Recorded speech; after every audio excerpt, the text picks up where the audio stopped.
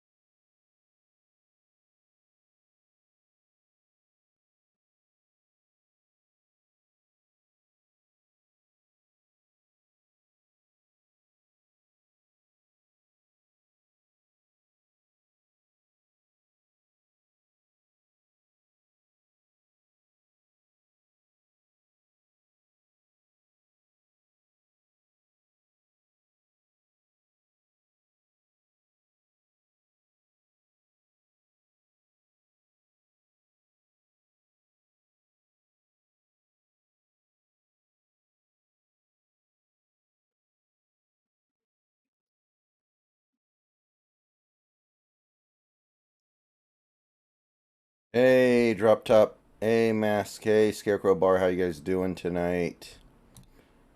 Welcome to the show.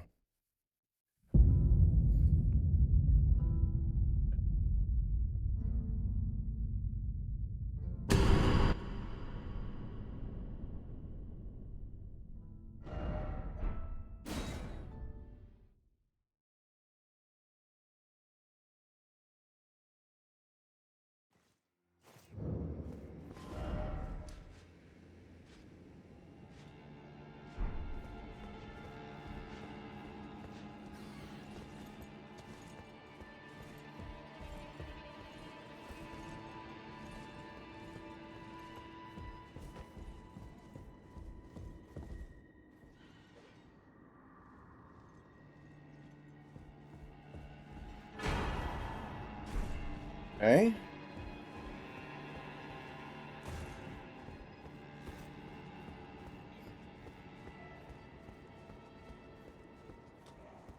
I'm going to continue to try to find ways to upgrade my equipment and level up a little bit. I would love to get a full upgrade on the Mimic Ash, but it may not happen. I don't know. And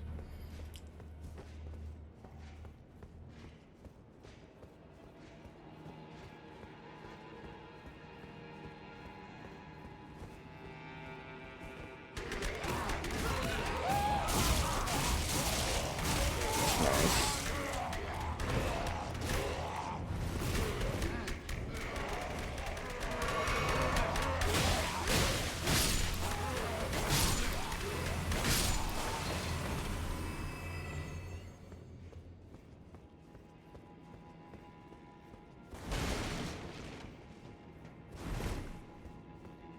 So, the Mariners actually played a pretty good game today, so that's cool, I guess.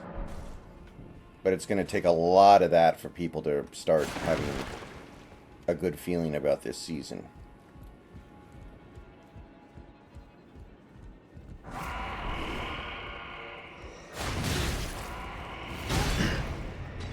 Well, current Heat Lillard trade discussion and all the shit that's happening there is it looks like the third team that's getting involved is Chicago.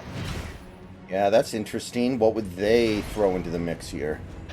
Levine, Huh. along with draft picks. That's And it kind of seems it interesting. seems it seems like the draft picks would go to Portland Hmm. and Levine would go to Miami. Really? Okay, that's interesting. I like So then Levine.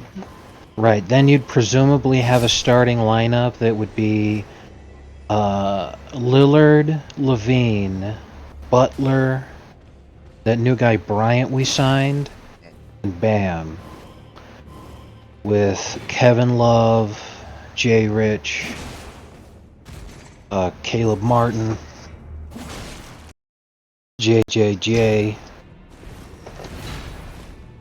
and some That'd be others coming off the insane. bench.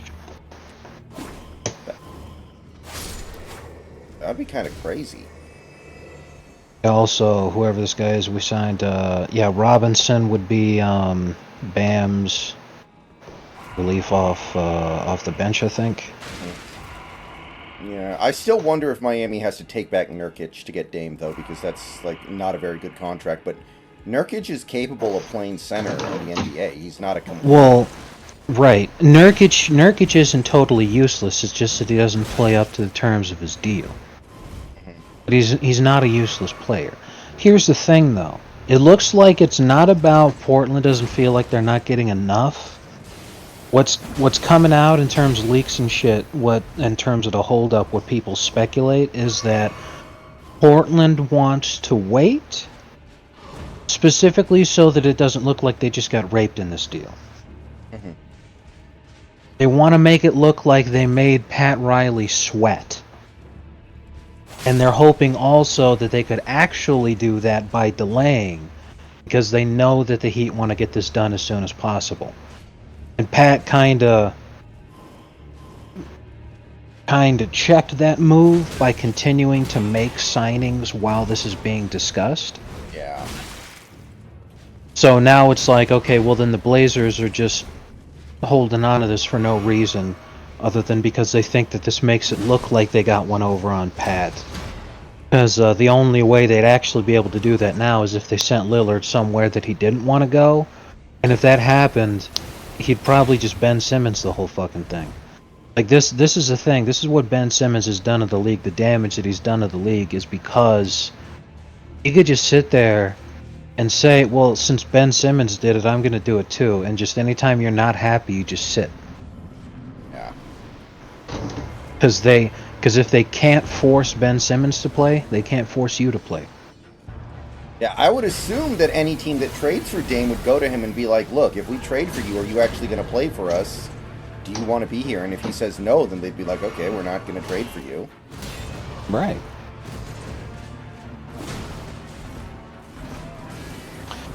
Not only that, but a lot of people are starting to speculate that Damian Lillard is already, like, essentially in the bunker with Bam and Butler as we speak, and that they're coaching him through what he needs to tell his agent and his people in terms of what to put out there to have the negotiations ongoing. And I'm all like, Portland, for the love of Christ, make this easier on yourselves and just make the move now. Yeah, you're going to sell the team in a few years anyway to Phil Knight, and this won't matter at all to you. Exactly. The longer you wait, because see, exactly what you just said is important. One of the most enduring lines to me, even though it's not something that was actually said in real life, and it portrayed the real life story differently for the purposes of Hollywood drama. In Moneyball, when Philip Seymour Hoffman's character, the coach, said, what I'm going to do now is I'm going to do the best job as a manager I can, not to win games, but so that I can have an explanation when I do job interviews in the winter. Right. That's what people in the Portland front office need to be thinking right now because of exactly what you just said. They're going to sell the team in a few years. And new ownership coinciding with the new direction in the franchise, because you're getting rid of Lillard now, you're heading in a new direction. Presumably the only member of this roster that's going to still be there by the time ownership changes is Scoot, just because he's locked up for 7 years. Probably Sharp, too, because he's entering his second year, but yeah. So, you're heading in a new direction anyway. The only thing you want to do is develop relationships moving forward and have things that you can tell people in job interviews once you move past this point, because everyone in that front office is a dead man walking. It's like as soon as ownership changes, there's no reason to keep any of us. Right. So why would you potentially ruin relationships by dragging things out now? You might sit there and think that you're doing the right thing by thumping your chest and being like, we got one over on the legendary Pat Riley. All you're doing is making yourselves look like idiots. No one's going to want to deal with you after this. They're going to be like, you're going to be in interviews. They're going to be like, wait a minute, are you the guy who held up that Lillard trade? Are you a moron? And then just like that. Yeah. I don't know what's hard about this, man. I really don't. Yeah. I mean, it's hard to find a third team for a three-way trade, so assuming that's what is going on, I'm not surprised it's going to take a little bit longer than people were hoping. Well, that's the thing, and what I've been reading on Twitter and the Heat subreddit is that the Bulls were approached and this Levine deal got set up 5 hours ago. And you had guys like Chris Haynes, who's Lillard's mouthpiece, start leaking out information, and that's exactly what they're saying. They're like, the deal's done. They're just waiting on Portland to actually do it. Like, and it's hilarious because they keep coming out and they keep checking every move that the Blazers are trying to make, because the Blazers are trying to make it look like, no, it's not going to go to Miami. You know, we still have other suitors. Or, you know, we're still looking for a better deal. We're not just going to take the first thing that you offer us. So, like, the deal's been done for hours. They're just not actually following through. So every time they come out with some shit like that, you know, here comes Hayes, and he's all like, Lillard has made it clear that it's Miami or bust. He will not accept a trade to any other team. It's like, what are you waiting on? Just fucking do it. Everyone's ready. Everyone's been informed. Everyone's been told what to expect. Just fucking do it. Yeah. It would be hilarious if they, like, pulled the carpet out from under Jeremy Grant now, too. And yeah, that's the really good thing, because I don't know if Sandy's in the stream or not listening, but the deal with Jeremy Grant has not been finalized. It's reached past the point to where, you know, it's essentially a handshake agreement, and it will leave a really bad taste in the mouths of, like, the entire Players Association. A lot of people will not be happy if they do something like this. But in Portland's mind, there's really no reason to care about that. Because number one, you're not a free agent destination in the first place. Number two, you've got the new ownership group is coming. Yeah. So you're living on borrowed time in the first place. Anything you do to destroy the reputation of the franchise now will not matter. Because as soon as the new ownership group comes in, for all intents and purposes, it's an entirely new organization. It might as well be the Portland Steamers or some shit, I don't know. So, because of this, why would you not? If Lillard fucking did you dirty like that on his way out the door, hey, I will stay if you sign Jeremy Grant. Then they sign him a huge fucking deal. Then he's all like, got you, bitch. Like, no one wants to give Jeremy Grant that kind of money, and you locked him up long term. You'll never be able to unload that deal until it's in its final year, which is like 40 years from now. That ain't gonna fucking happen. So, yeah. If it hasn't been finalized, just be like, we backed out at the last moment. We decided we didn't want to do this. Extenuating circumstances, blah, blah, blah. Now, the Players Association will bitch. LeBron will probably say something mean about you. But who cares? Well, if I'm Jeremy Grant, I'm kind of like, I don't want to stay here. We're going to win like 19 games next year. Yeah, the only reason he'd want to stay is to be Tony Roten. That's about it. Like, if he's lucky, he may fool people into giving him an all-star selection. That's about it. Like, he may end up on the reserve team because they're all like, hey, he put up good numbers this year. That's literally best case scenario for you. Just be like, okay. Of course, he'd want all that money, but he could get most of that money back with another team. Like, I think Detroit would still give him that same basic contract. Like, Detroit's desperate. They're not a free agency destination. I feel like Detroit probably spent all their money already on money.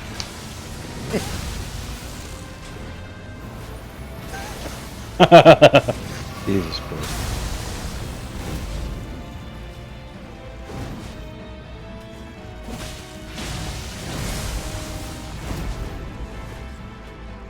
Oh, it seems like it's just a matter of time on the Lillard trade, so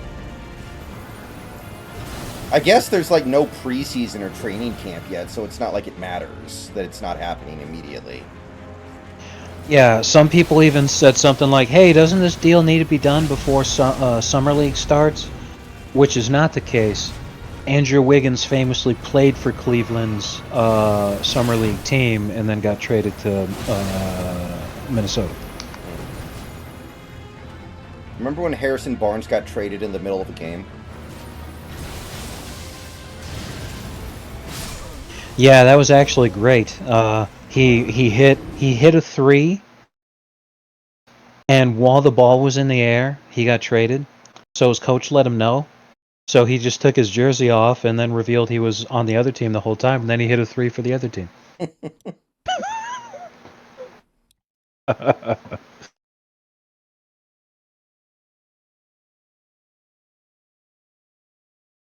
Did you seriously imagine that though? If a player got traded to the team he was playing against during a game, and then he was like, "Okay, fuck it," and then he just took his jersey off and he just played skins the rest of the game. That would be hilarious.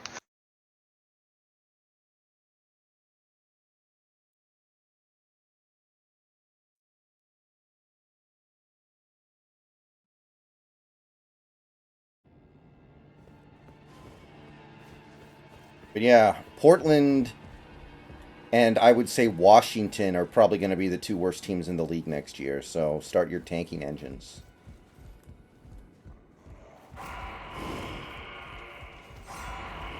No, I'm gonna say Dallas.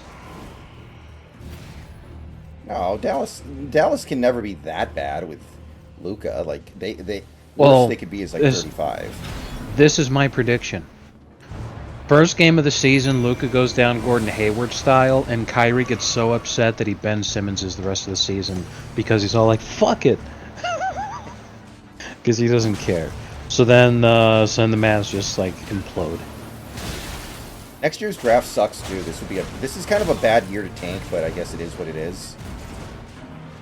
And that's exactly the point. Is a team can never handle when the rebuild is supposed to happen. No, it's not up to them. So that being the case, that's one of the biggest reasons why I hate this concept of tanking is because you're like, okay, so we're gonna intentionally suck.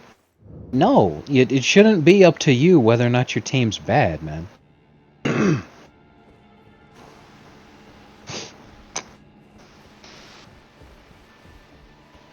Well, now that's very interesting. How about that?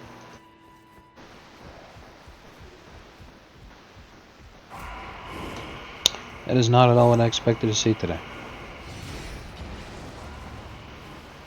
What did you see, Tub Girl? No, no, no.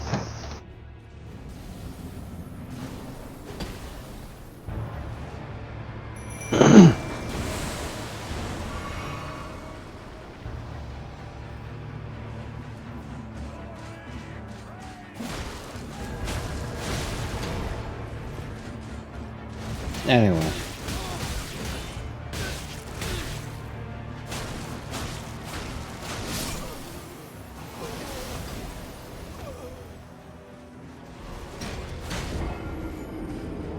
My cats.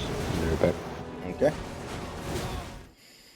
Yeah, I don't think Houston will be that bad this year. Detroit won't be that bad. They'll still be bad, but like I think the Hornets are going to be decent or passably okay.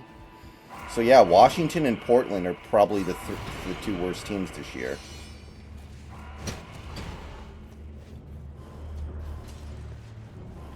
Art your tanking engines, ladies and gentlemen.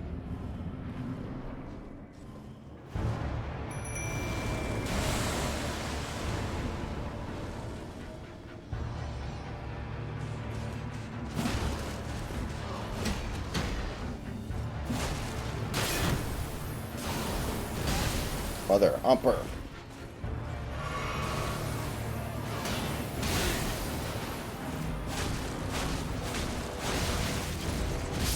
Damn it.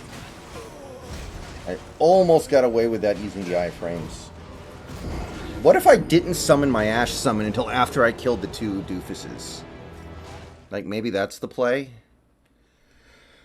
I think it's going to be really hard to kill those two without an Ash summon, but maybe it's more important to have his help. when I fight the main commander.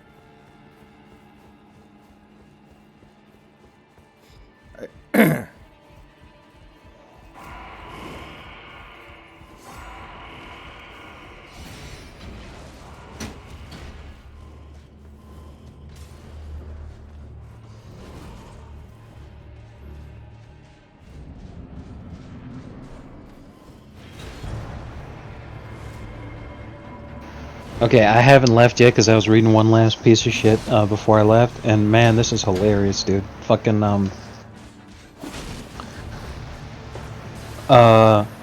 everyone's like feeling bad for Blazers fans as all this is going on because they're all like, Miami fans are being so mean to them. And Miami fans trying to remind them, they're like, hey, remember when they had free BAM trending on Twitter a few days ago? Yeah, that's the thing. Santi linked me to like a stream of a couple of Blazers fans that went live on YouTube right after the trade request was announced. And they were basically crying there, and I'm like, you know, he's just a player, right? You didn't win anything with him. Like, calm down. Stop taking this so personally. Right. I mean, like, when LeBron left Cleveland, number one, it was in free agency, so you didn't get anything back. And number two, LeBron did way more for Cleveland than Dame did for Portland. Now, Dame left it all out there on the floor, but LeBron won 2 league MVPs and took them to their first franchise finals. Plus, gave them their franchise best record in a regular season ever, and like just for the vast majority of franchise records that they had at that point in time were because of LeBron. Right. And he was unquestionably the best player that the Cavaliers ever had.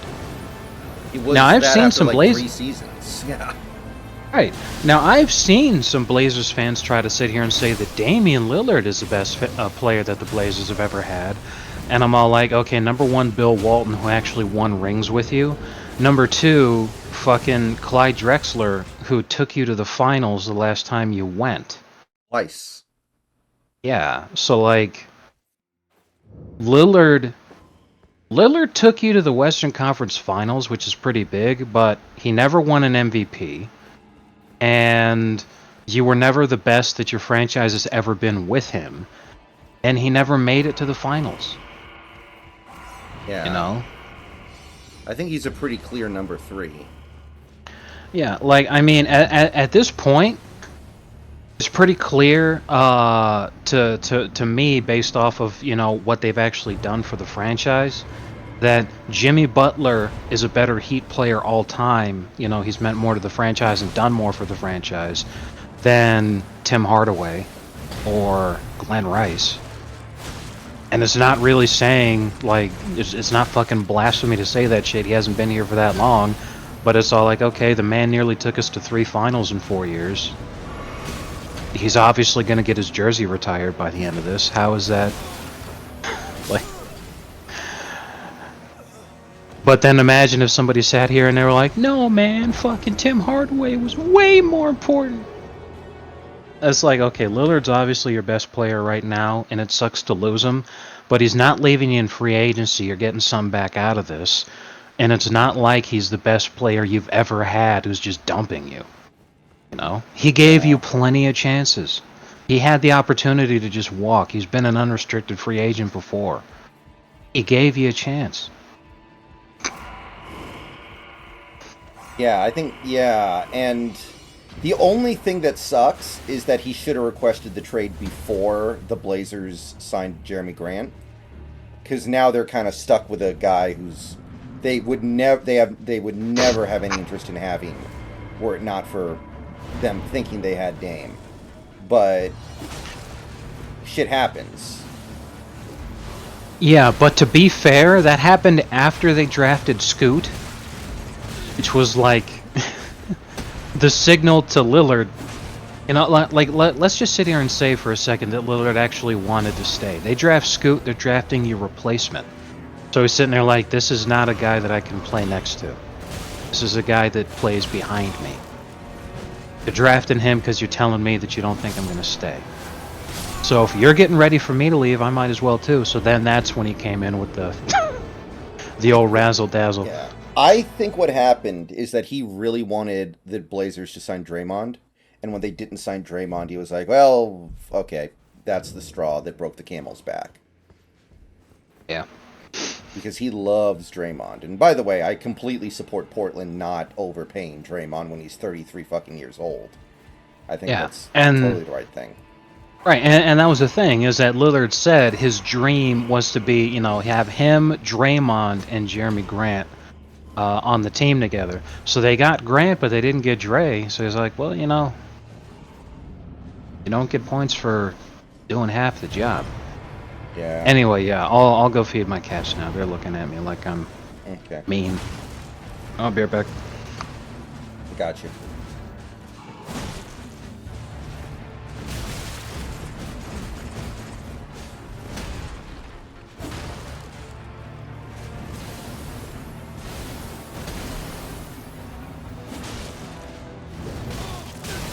Oh, no, no, no, no, no, no, no, no, no, no, no! Damn it.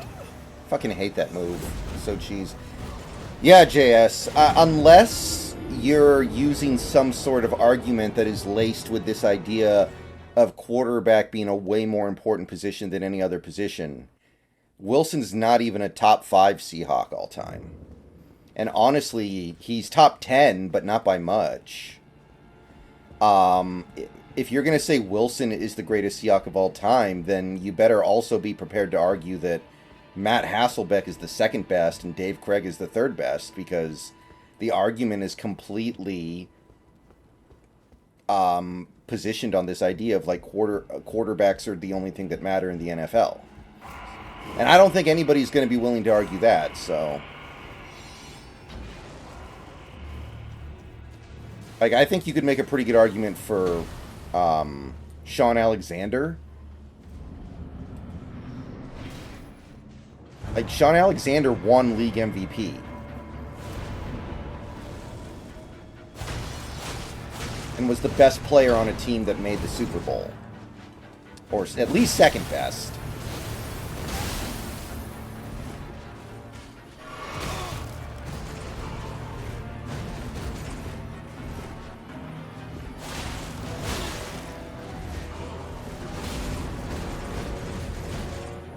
Say Earl Thomas, if Earl Thomas didn't lose his mind.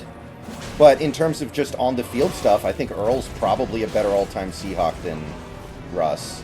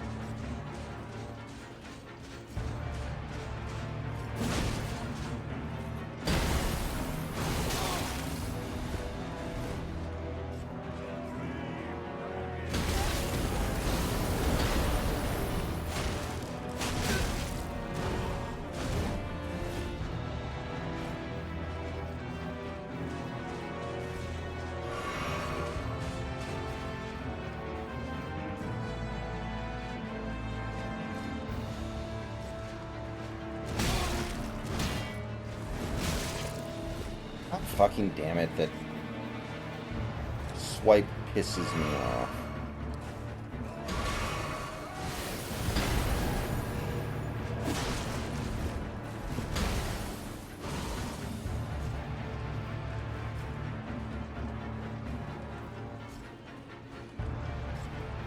Sherman. I think Sherman's definitely... Like, Sherman was the best cornerback of his era. Wilson wasn't even close to the best QB of his era. Again, any argument saying that Wilson was a better all-time Seahawk than Sherman is predicated on the idea that, well, quarterbacks are the only thing that matter in the NFL. I think so, JS. I think he made significantly more all-pro teams. Am I wrong?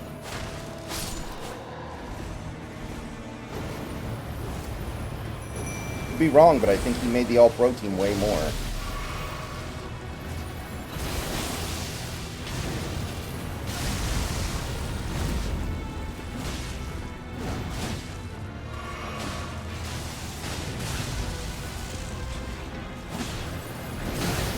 God.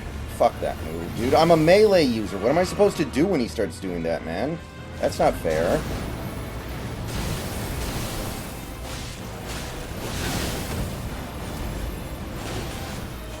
Dude, fuck off.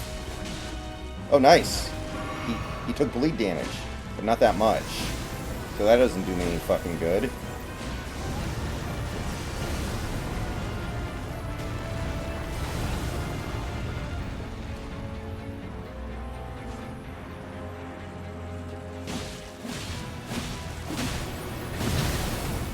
I don't know, I never really thought about the Revis side of things. I always compared him with guys like Joe Hayden and Patrick Peterson. This guy has... I'm barely doing damage to this fucker, dude. Like, apparently you're only supposed to have to get to, like, level 100 to beat this guy, but there's no fucking way.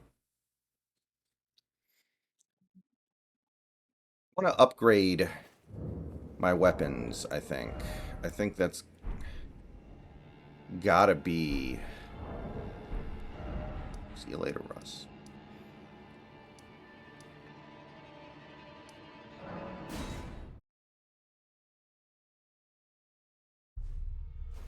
Champ Bailey wasn't part of Sherman's era, though. Champ Bailey was basically retired in the Super Bowl that Sherman won in his 3rd year. Like, Bailey had very little left by that point. Alright, I'm back. Yo. Man.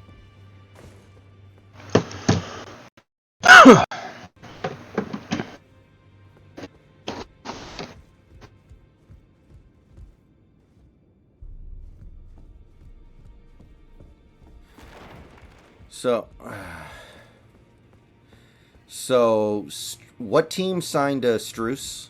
I know he got a bag, but who signed him? The Cavaliers. Okay. Yeah. That was way too much money for Struce. Vincent, Miami could have matched, but... Yeah, I agree with you there, completely. It sucks to see them leave, because I like those guys. We made the finals with them. They had great performances in the playoffs.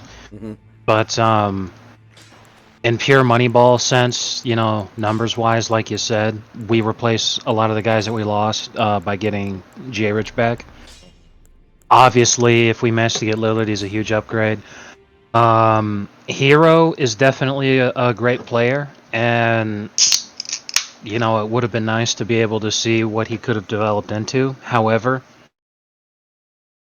he gets hurt way too often, and we missed him the entire postseason. So, yeah, you gotta get the hell break out of some here. eggs to get an omelet. I can't remember who it was who said it, but one player said the most important stat of all time for a player is games played. Availability is the most important thing that you can offer a team. Because you could have all the talent and capability in the world, but if it's just rotting on the bench in street clothes, it doesn't mean shit.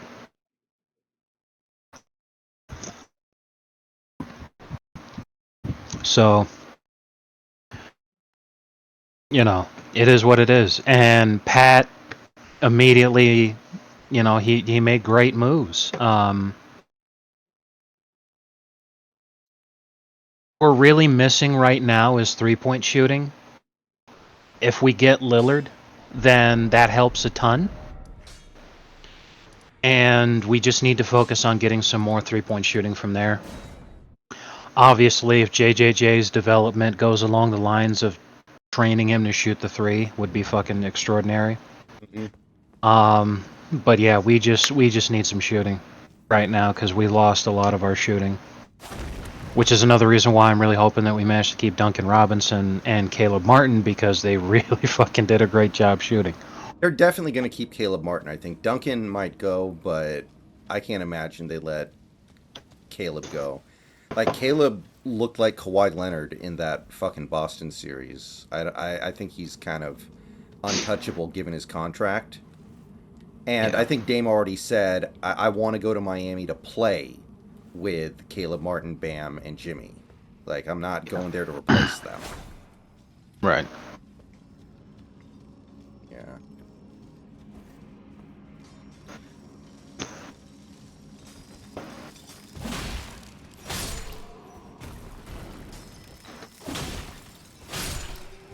Lillard is 32 now. That is well past his prime. It's not like Dame is 27 and he's like, okay, get me the hell out of Portland. I want to go somewhere else. Then I would understand being super emotional about him going, but he got his best basketball right. probably.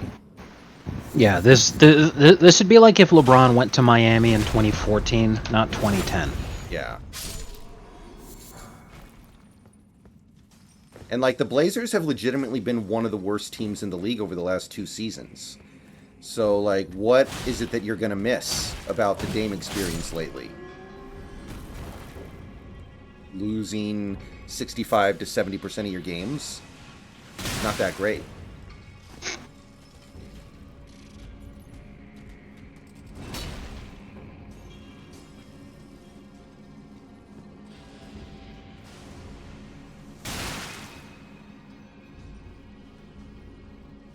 This is hilarious, is it not? Now that Lillard to the Heat is, all but done. Everyone's talking about how, oh my god, this isn't fair. The Heat are so stacked. It's like these are the same people who were just shitting on us relentlessly. Literally days after the finals ended, everyone was like, okay, well, Milwaukee's going to come out of the East. We already know that. I was like, really? Because in the last 4 seasons, Milwaukee's only beat Miami in a playoff series once, which happened to feature 2 out of our 3 best players were injured at the time. Yeah, it's not a very good matchup. Although, I gotta say, now that you mention it, somehow Milwaukee kept the band together. They had to overpay like crazy to keep Brook Lopez. Like, he got 25 mil a year. I thought he was going to get like maybe 15. But they did actually find a way to convince him to stay on, which surprised the hell out of me. Me too. I definitely thought that team was going to blow up, but we saw why they didn't. Because you said it yourself. They absolutely fucking paid the hell out of those guys. In Brook Lopez's case, given his age and his injury history, that is a massive overpay. It is. And I like Brook Lopez. Brook Lopez is awesome. Right. It's like he's a good player, and it's important for you to keep him. And like you said, you kept the band back together. For all the shit I was talking on the Bucks, they were going to implode after firing Budenholzer. Free agency proved me wrong there. The reason it proved me wrong is because I wasn't expecting them to use up all of their cap space just to keep these guys.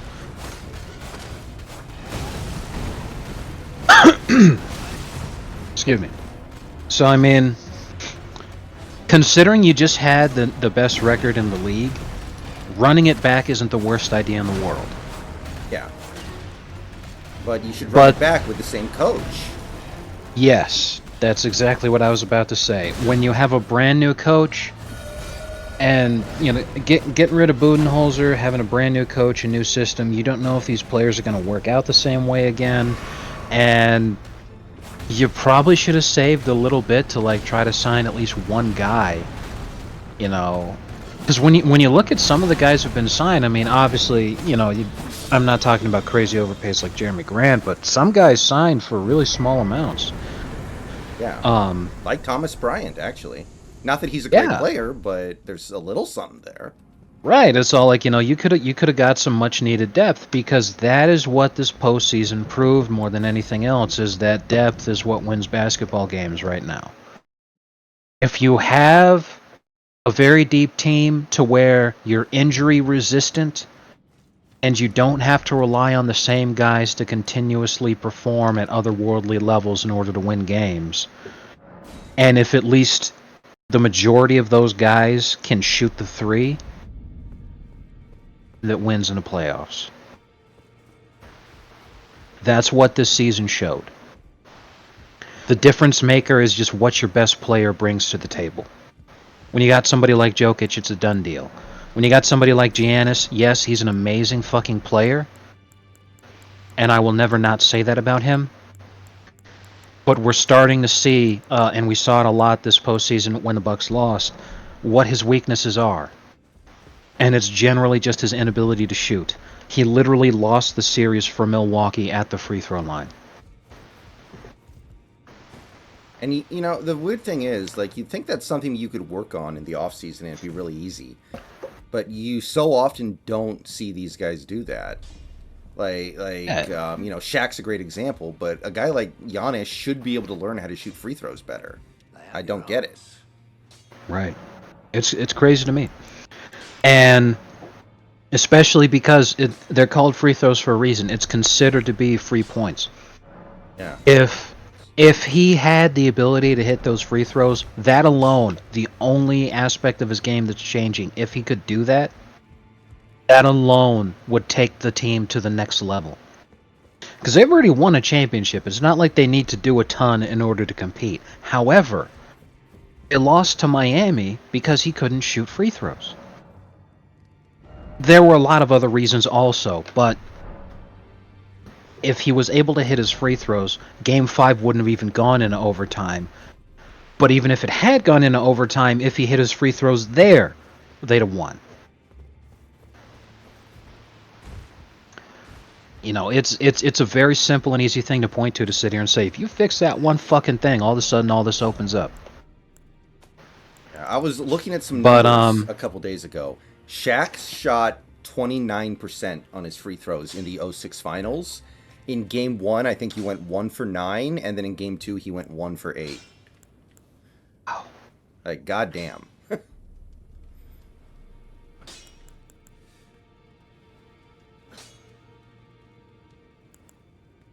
That's pretty nice. I mean, I know that Jason Richardson is wait. Josh Richardson. Jason Richardson's been retired for a hot minute. Yeah, my bad. As soon as I said it, I was like, hold on. I fucking always do that. That's why I always call him Jay Rich, because I always want to say Jason Richardson. Jason Richardson was a really good player for a while there. Yes, he was. Josh Richardson. I know that he's been off the team for a while, so it's not like he owns the 0. But it's very nice of him, still. Because he's on the team right now. And Lillard's not. It's very nice of him to give Lillard that number. Yeah.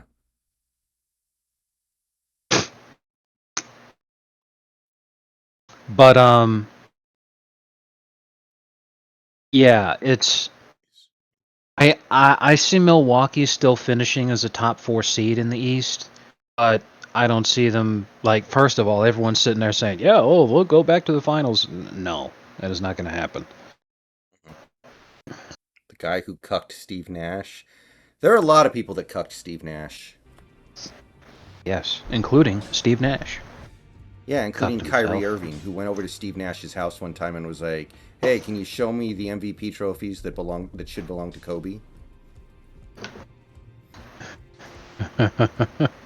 Like by the way, this was when Steve Nash was literally his head coach.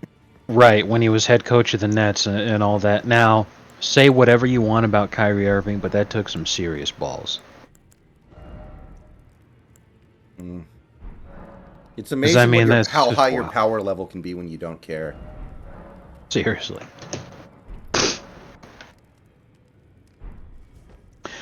Zach Lowe is mentioning he got texts from a couple of people that work for various top contending teams in the East, and their thinking process is, God damn it, Lillard's going to Miami. How are we going to deal with that team? And it's just nice that, like, all of a sudden everybody's saying all this shit about how good Miami is, to where even if the Lillard trade falls apart, it's all like, well, you already said we're a stacked team. You can't take it back. I will be right back, guys. Give me a couple minutes here. I just need No to go problem. grab something. I need to use the bathroom. Be right back.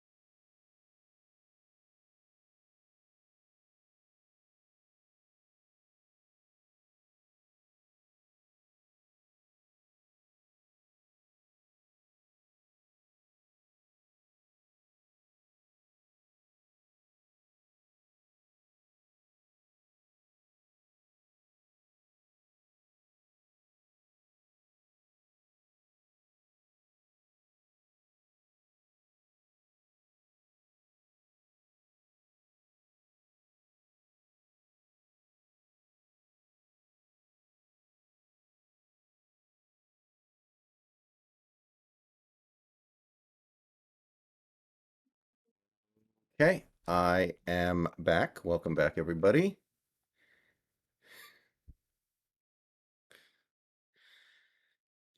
Yeah, JS, a tragically large number of people on Mariners Twitter are pink hairs.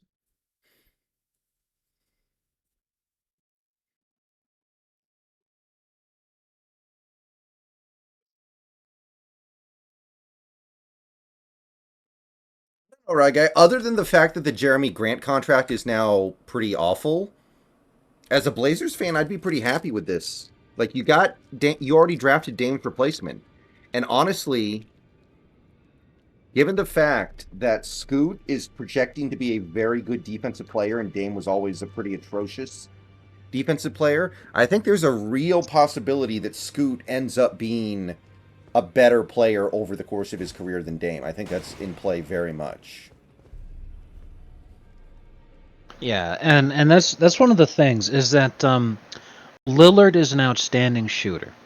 if it weren't for the fact that Steph Curry exists, like if Steph Curry decided that his career calling was to be a janitor, then the debate for best shooter of all time would be between James Harden, Damian Lillard, and Klay Thompson. Lillard is going crazy. He's an amazing shooter, an amazing 3-point shooter. So that covers up a lot of his detrimental components to his game, like his lack of defensive capability that Jug was just talking about there. Now, there's no doubt in my mind that Scoot, no matter if he scrapes the absolute fucking ceiling of his potential, he's not going to be as good of a shooter as Damian Lillard, because that is it's insanely fucking hard to shoot that well, you know. But that doesn't mean that he can't contribute in other ways and he can't be an overall better player than Lillard was. And while that's extremely good to have and contributes a lot to a team like Miami, moves the needle for them a lot. If all you've got is a guy who's one of the best shooters ever, while it will win you some games, it's not going to win you enough of the right games. And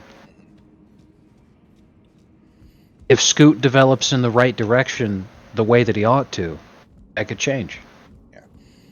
And I mean, point guard defense is not a huge deal, but it does move the needle. Like Steve Nash was not good defensively, but I think he did more than an adequate job overcoming that.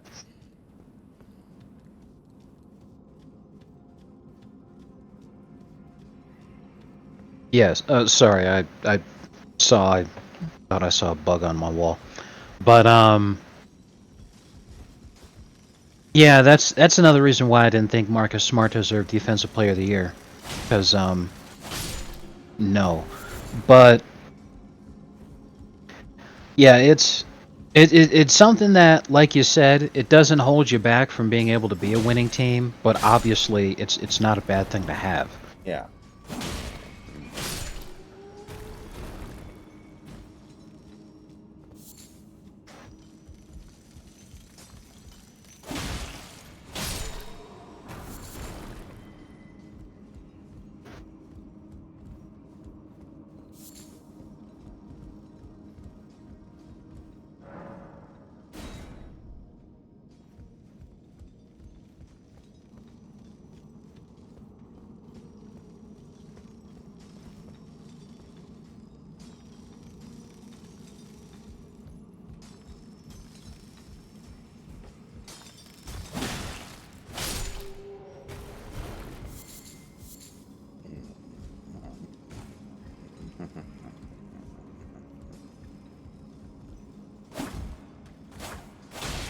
At the end of the day, if you're the best defensive point guard in the league, you're still not going to be able to stop Curry from scoring.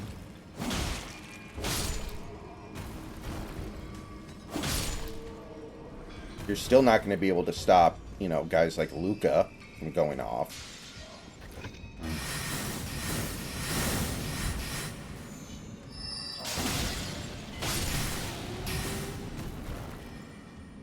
Oh, yeah.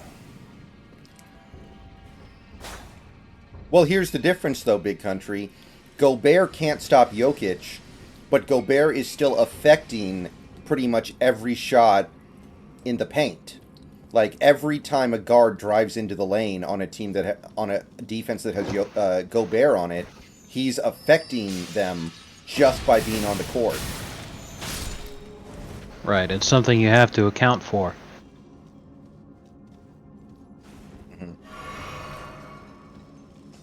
And in sports, with how fast things happen, remember that thinking about things is essentially the death of the offense.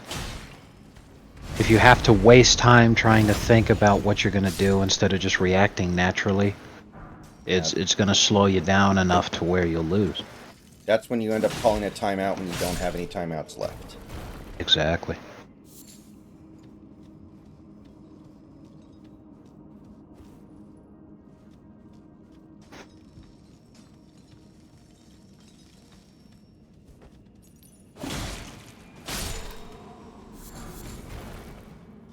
Wasn't Bob Whitstead the guy who put together the Jailblazers? And then they had to let him go and brought in new management to, like, blow up the Jailblazers, if I recall correctly? Okay, yeah. I read a story once about a Blazers fan who went to a Blazers game in Portland and held up a big sign that said trade Bob Whitstead or something, and he was Mhm. forcefully escorted out of the facility, Yeah. which to me is fucked up. That's not even that bad. Yes. They had 4 security guards, all holding a different limb. They hurled him out bodily, like Jazz on The Fresh Prince. It's not like he had a sign that had a picture of the GM having sex with a donkey or something.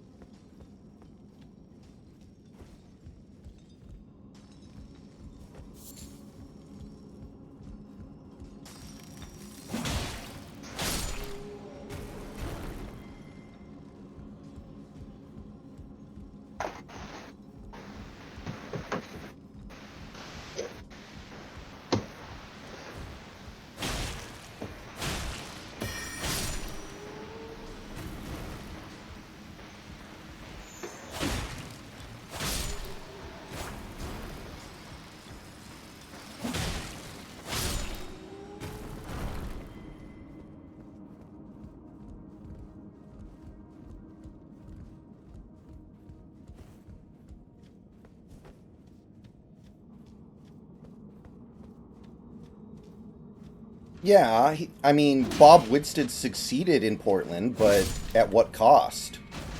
Like, I was reading the other day about how during the Jailblazers era, even though the Blazers were good, they made the playoffs every year, they had a lot of team success, attendance actually went down because Blazers fans were so unhappy with their team being a bunch of fucking idiots. So I don't know if he did a good job despite, winning games. It's not like he ever won the title. Yeah.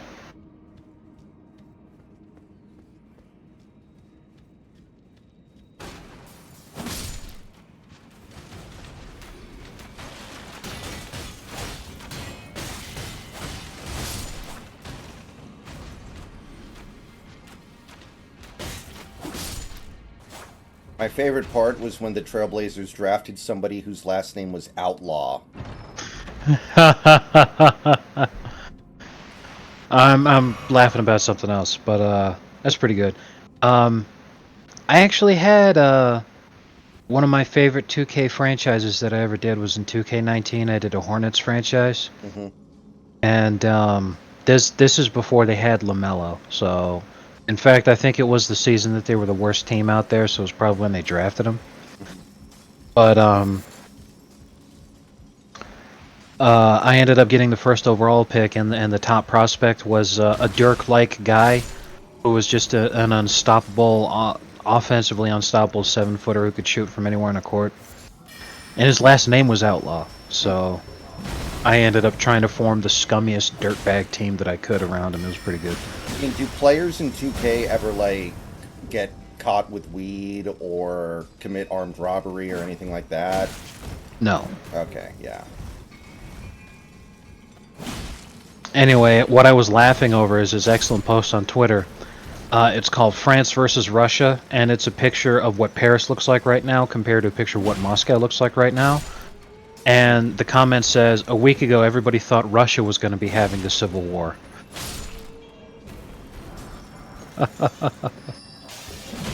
Did you see the clip of Joe Biden saying that Putin is losing the war in Iraq?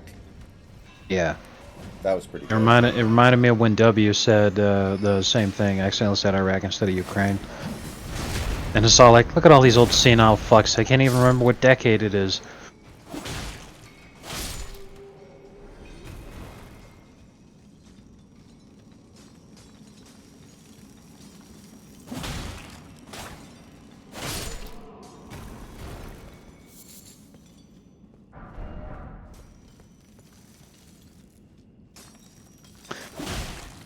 pretty good point. Do you have Twitter Blue or whatever it's called? Not yet, no. I Okay. haven't gone through Because yet. apparently everybody who does, because Twitter famously shit itself earlier this morning with the Lillard news. There was just too much strain on the system, and it basically crapped out. But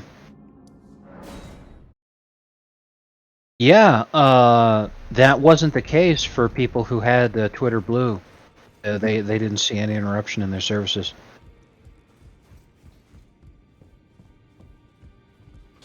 So I'm all like, well, that right there is because like you look at the level of bitching that took place at the people who were upset because their data rate exceeded or whatever the hell it was, like that they weren't allowed to view tweets anymore.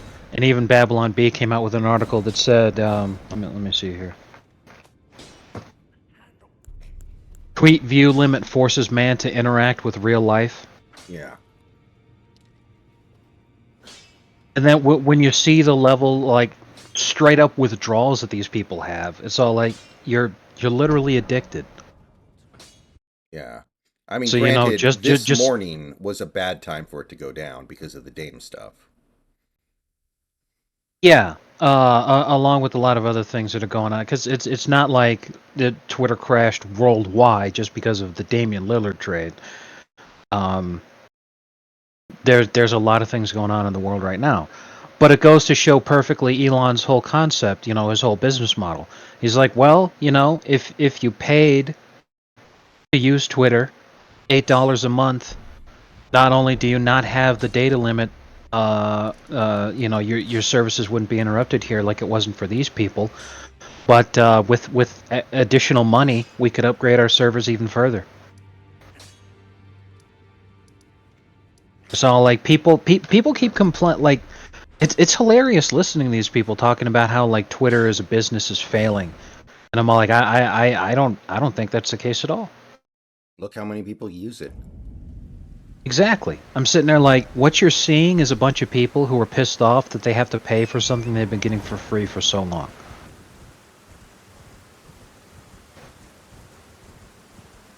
You know, there was a shirt that Paris Hilton wore at one point that I think is apropos here.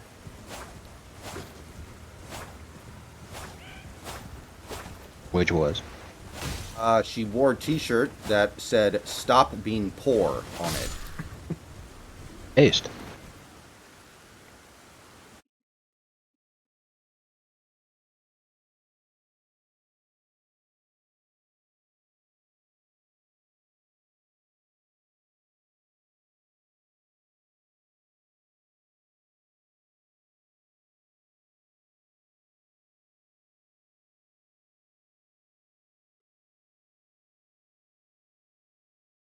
Wow.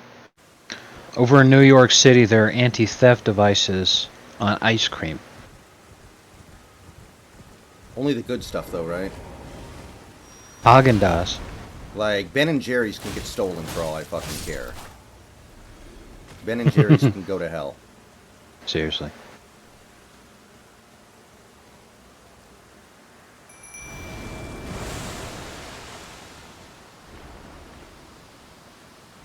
Last famous woman I saw naked? I don't know. Jeez. What the hell kind of question is that? For people in my generation, seeing somebody naked is not even that big of a deal. Yeah. Seeing somebody naked in real life?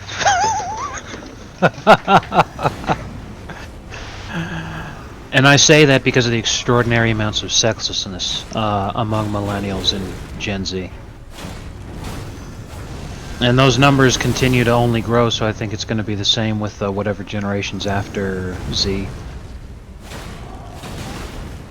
Like when my dad was my age, like when my dad was a teenager, he had one picture of a vagina that had to get him through his entire adolescence. By the time his mom found it, she thought it was an Arby's coupon. It's pretty good.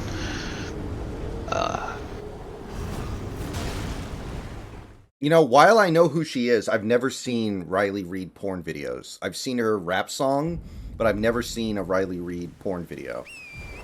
so I actually have not seen her naked. I've only seen her rap song.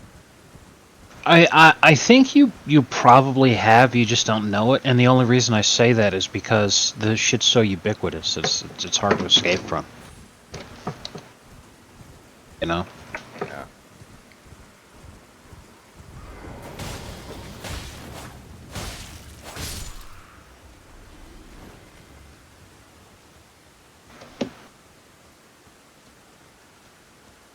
She's done so many black guys in her work that apparently she has an N-word pass. I didn't know that's how it worked.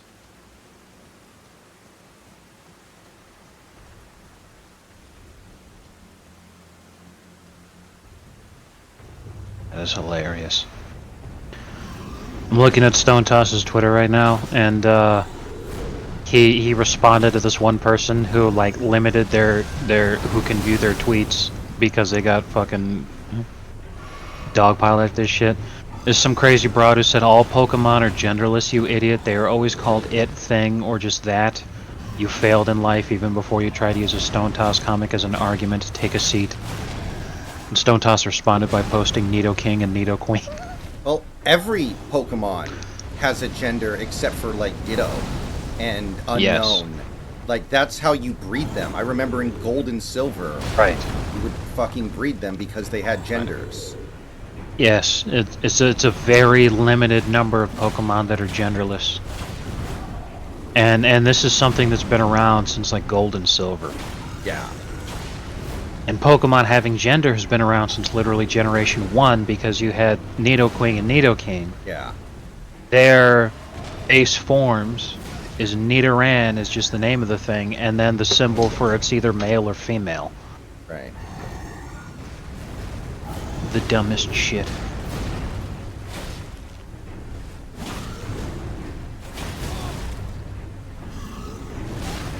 Either way, Pokemon is a fictional media.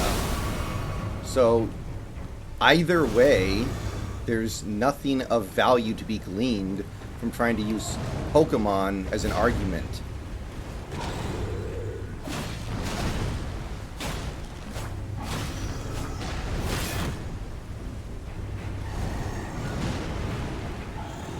Horseradish is not an argument either.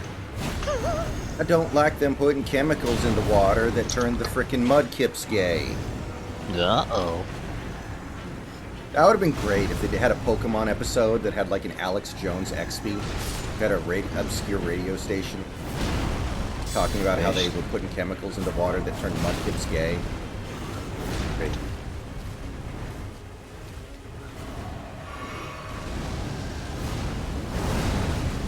I would have watched that episode.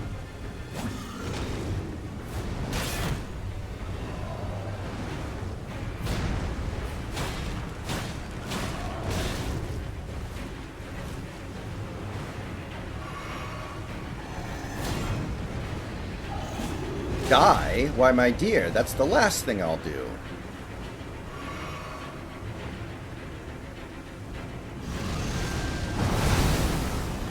Well, that was embarrassing.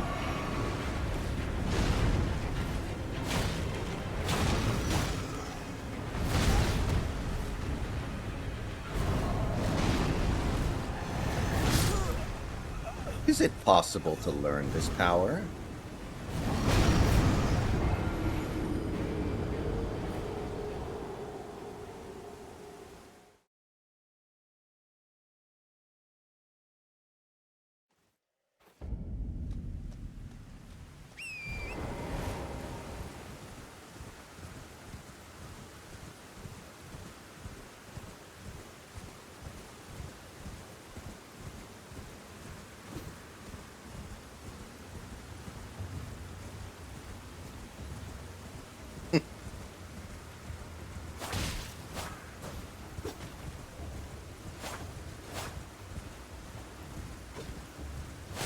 Well, do you see anybody trying to argue that? Because that's what a straw man is. A straw man is inventing a side of the argument that doesn't exist, that exaggerates the argument of your opponent to try to make your point look better. That's what a straw man is.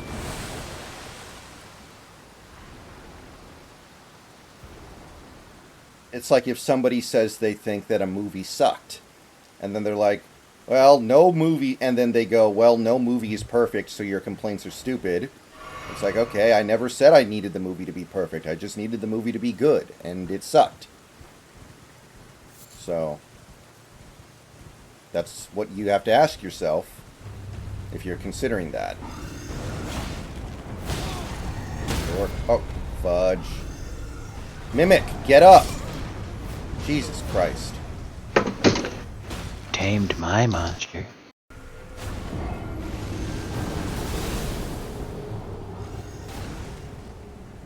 This guy's a massive pain in the ass.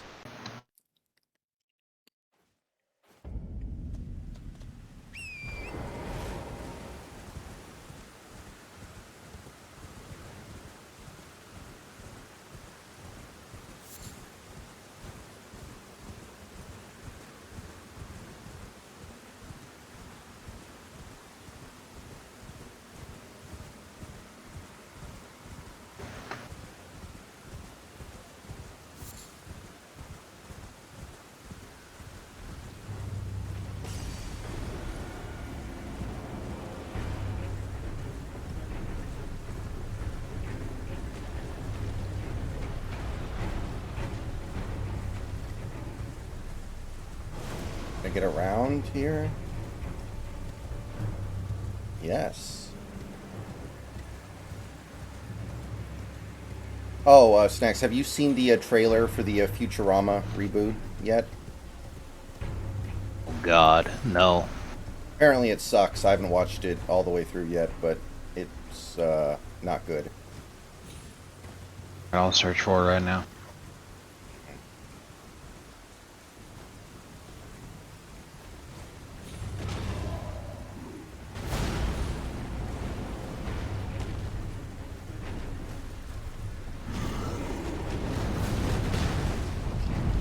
Iframes, bitch!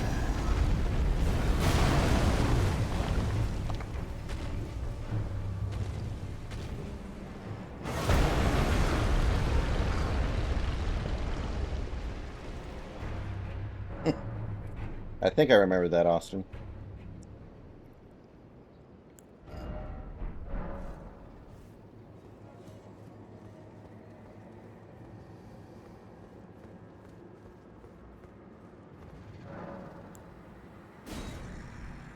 I smell graffiti. Tarnished, I shall graffiti me. And also, Austin, why the fuck are you arguing with anybody about anything on Reddit? Feed me. Like, are you insane? Have you lost your mind? I shall graffiti me.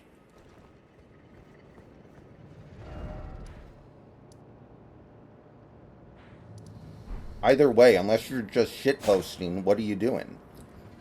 It's the worst place on the internet, and that is saying something. Jesus, this looks like shit. And like, Which is really saying something, because when it was on Comedy Central, it was really bad.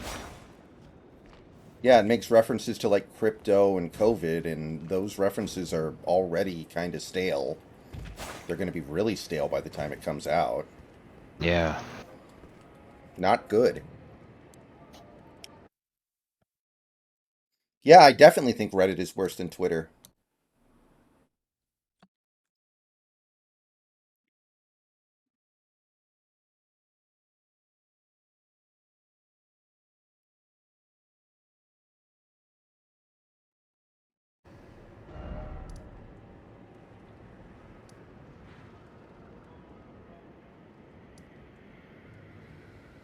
Honestly, recently I've had a decent amount of fun on Twitter. Good lord. Community notes Just have been a yeah, I'm really pleased with the community notes also. yeah, like those are hysterical sometimes. Yeah. Good quality stuff. Gotta love it.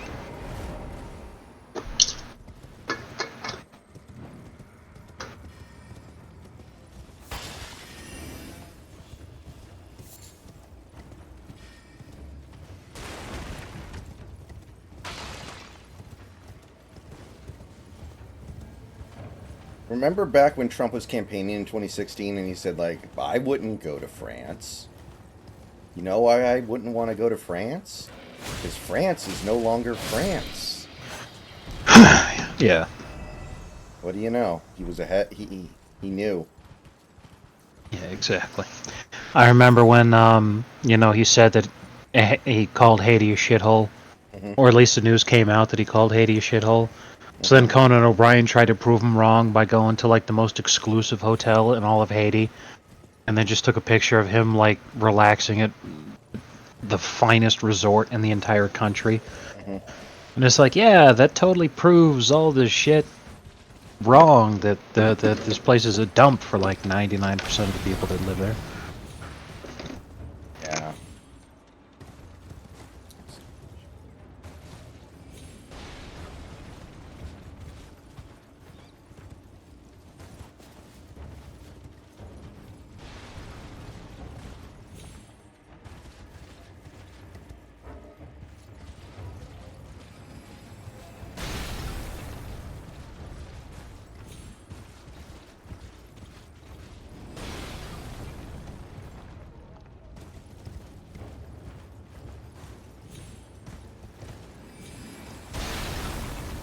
Remember the Curb episode where Larry David starts getting people to stay away from him by wearing a MAGA hat?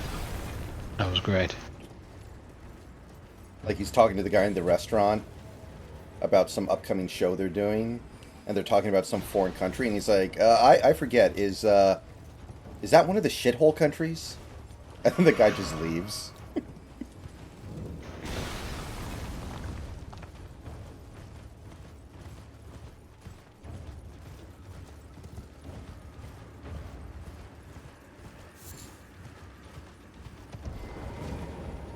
First, you must find it's hidden some. Then I was secret.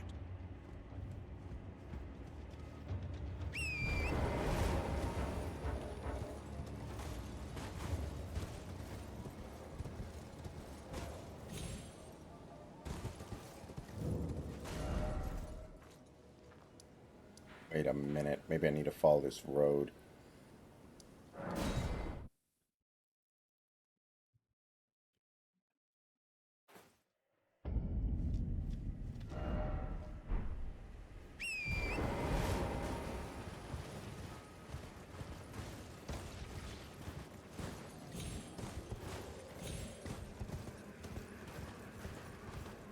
Reddit is literally uses social credit score, basically. Like, you say something that people don't like, even if it's valid or true or whatever, and it gets downvoted by people because they don't like it, and nobody can see it. Like, it's basically social credit score.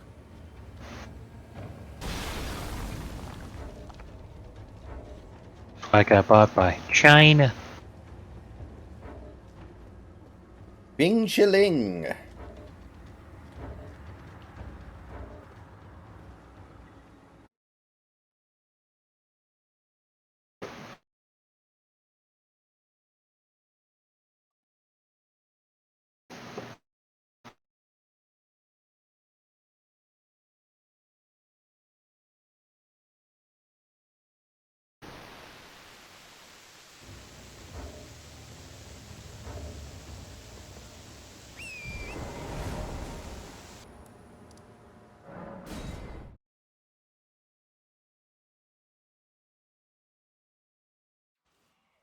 No, Austin, I don't think that's true. I don't think that's the case at all.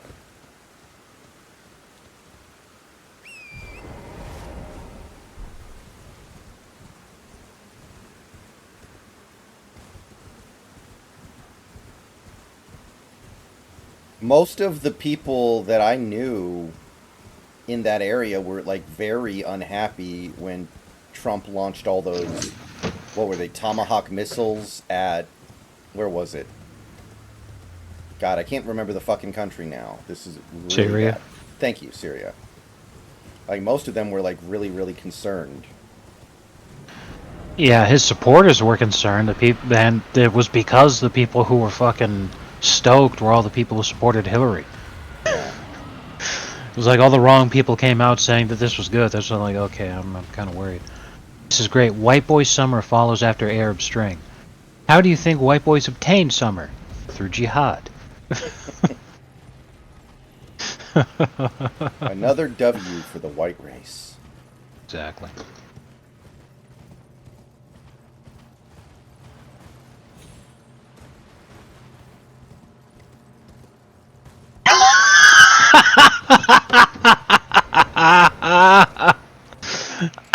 I'm reading Justice Dankula's fucking Twitter page right now.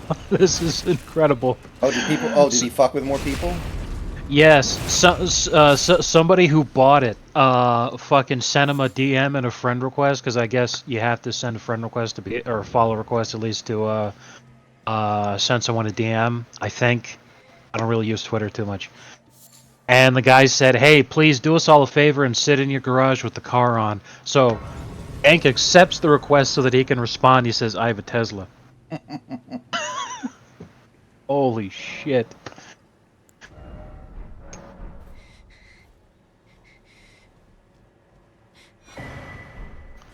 And apparently, 15 hours ago, Justice Dankula was trending on Twitter. Way to go, buddy. Well, my So flesh that's how he grows got the chance to fuck with more people. And somebody hit him with a good one. They're like, they said, "Why would you pay for that check mark?" So he said, "Why would you pay for college?" And the guy was all like, "Well, because a bachelor's degree holder earns 75% more than just those with a high school diploma." So Dank goes, "Damn, and you're still broke." The guy's like, "You paid a billionaire for a fucking blue check mark. That shows you're a fucking clown." Dank goes like, "I'm not going to spend the rest of my life paying off 8 pounds."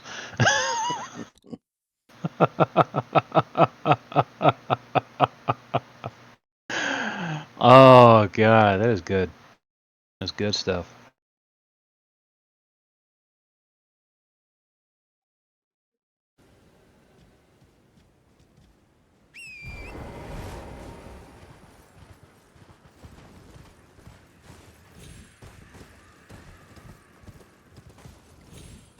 Yeah, it's $8 a goddamn month. Okay, I realized what my problem was. I was actually misreading the achievement to make your wife your lover, to run a seduction scheme on your own wife. Uh, to get her to become your soulmate and everything is because what you have to do to get the achievement is that you have to throw a grand wedding, which is like a specific thing you do when you start when you go to arrange a marriage, you can either conduct the wedding immediately or you can arrange for a betrothal.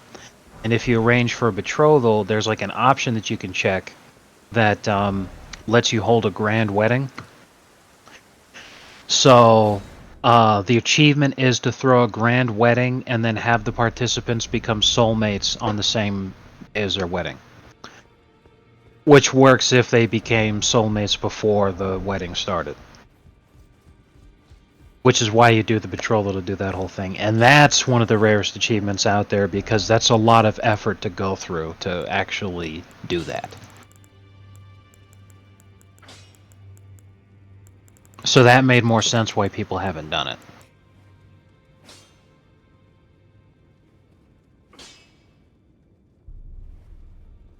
All right, let me see here. I got one more.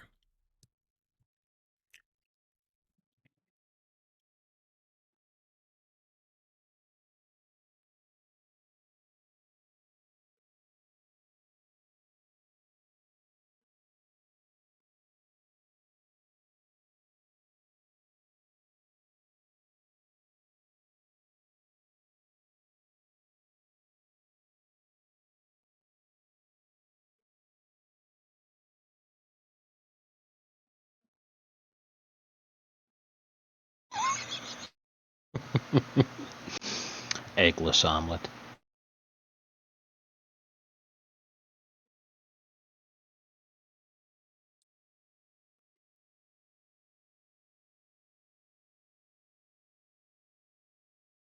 Eggless omelet?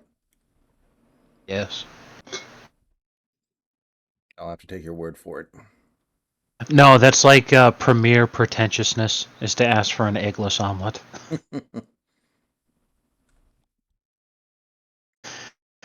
Um.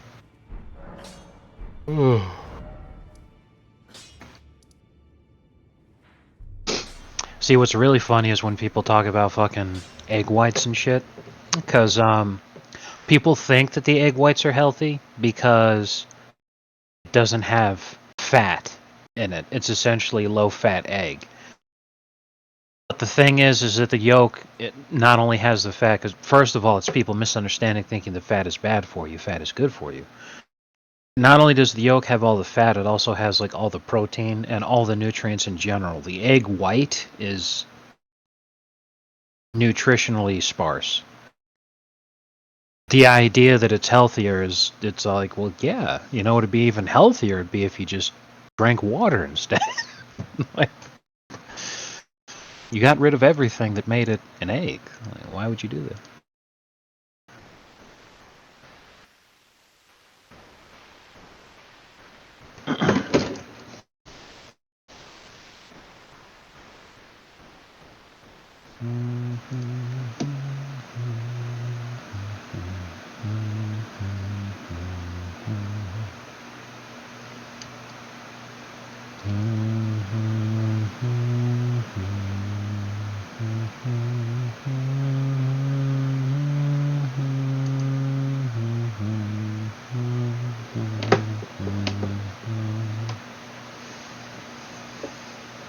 Feels like whenever you're, you just have to wait a few years on this kind of stuff, man. You wait long enough, and eventually, the scientists that tell you this food is bad will change their mind in a few years.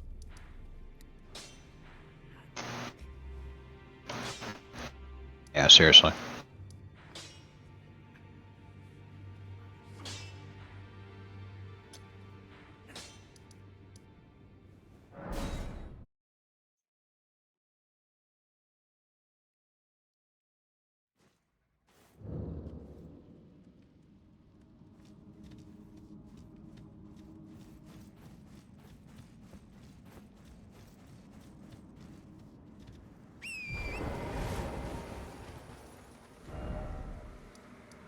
A minute.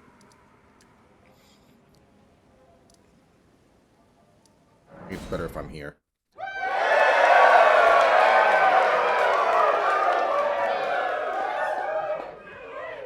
Looks like we have a new follower. Jairus D. Welcome to the stream. Thank you for the follow, good sir. Or ma'am, I guess.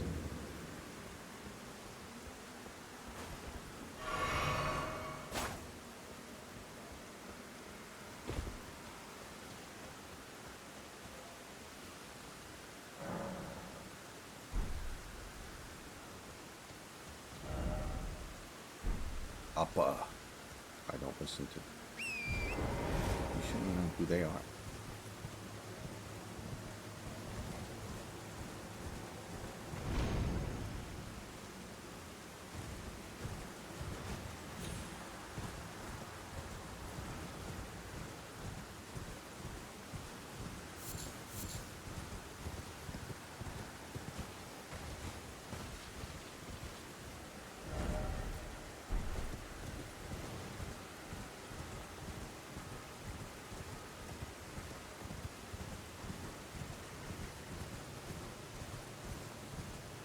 My cholesterol is a little bit high. I do know that. My cholesterol's a little high.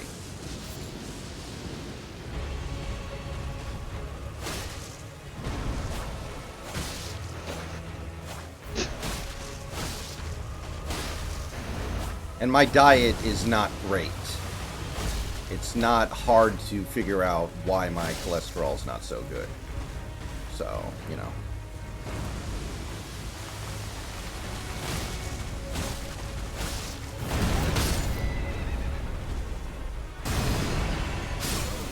Are you fucking me? Wow. Why does my guy take 3 years to stand up? Wow. Okay, well, at least it's gonna be pretty close, and I can probably do this without the horse.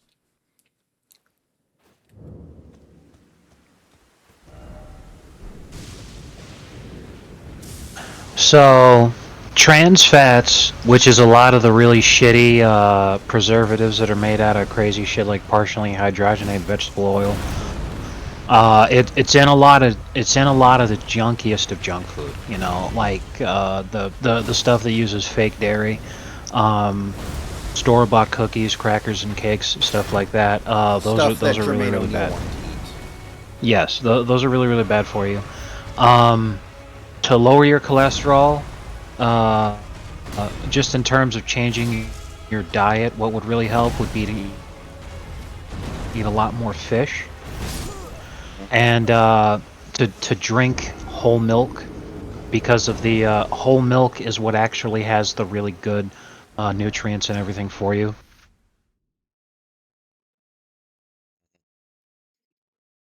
Still hear me?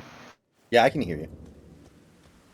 Can you Okay, hear me? because Yeah. my browser appears to be taking a shit, and I also just heard a noise from Discord that like it sounded like an instantaneous drop and then a reconnect. I think we're good. That's always good. Anyway, yeah. Studies have shown that whey protein lowers both LDL cholesterol and total cholesterol as well as blood pressure, and uh, whey, along with a lot of other actual nutrients that appear in milk, are removed through the process of turning it from whole milk to 2%, 1% or skim. The whole milk just tastes better. Then, in addition to that, obviously, you want to exercise more in terms of doing cardiovascular exercise is better for your heart, because that's where the cholesterol really matters. And then, of course, if you drop your body fat percentage in general, is very good. Aside from that, the other recommendations would be things like quit smoking, quit drinking, but you don't do that, so... Right.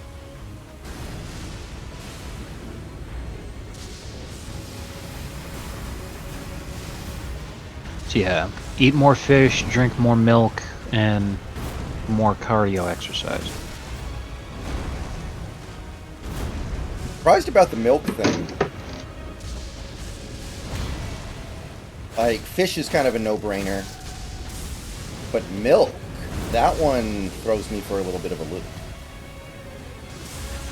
To be fair, you could also just do whey protein supplements if you're lactose intolerant. I'm not, but it... Like, I've heard that apparently milk isn't that good for you once you're done growing. Oh, that's What a lot that's a of load people of say. shit. That's a load of shit from Big Soy and vegan diets. A whole bunch of nonsense. Whole milk's extremely good for you. What about 2%? Like I said, it's in the process of when you remove, to make it 2%, 1% or skim, you take away almost everything about milk that makes it good for you. And if anything, that's when people start to complain about, yeah, drinking milk is bad, is when you drink fucking 2%, 1% skim. So you're removing almost all the nutrients that are there, and because the most important thing in the process of refining it like that is removing the fats in milk, so that you could say that it's low-fat milk. And in doing that, you're taking away the fats are what's good for you. The fats are what gives it flavor. So in order to give it flavor so people want to fucking drink it, you add more sugars. And that's what fucks you over. Like, I'll put it in these terms. If you were on a keto diet, you could drink whole milk, but if you drank skim milk, it would violate your diet.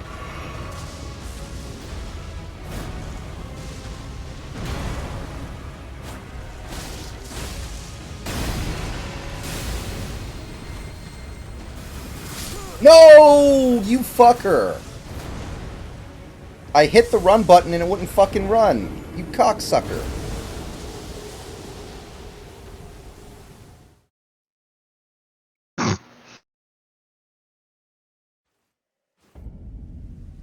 Wait. Really? It kicks me all the way back here? Fuck you.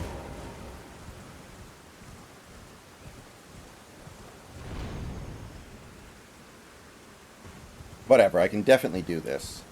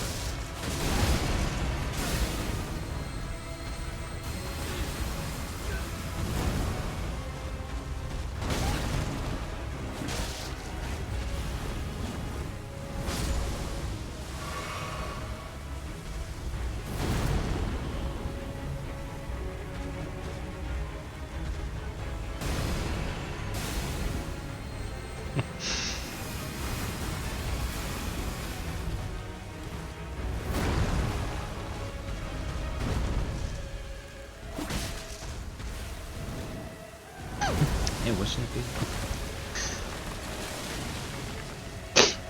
So I guess Russell Westbrook is just going to start at point guard for the Clippers, where Russell Westbrook's still a starting player in year of our Lord 2023. Beast. Hold on 1 second, HCT.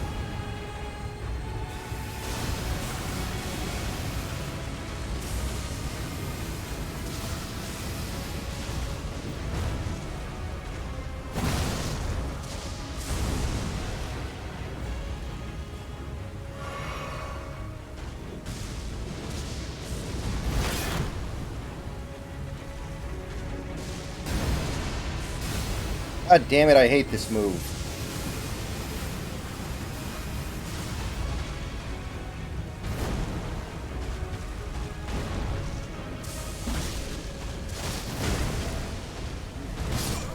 God damn it, dude.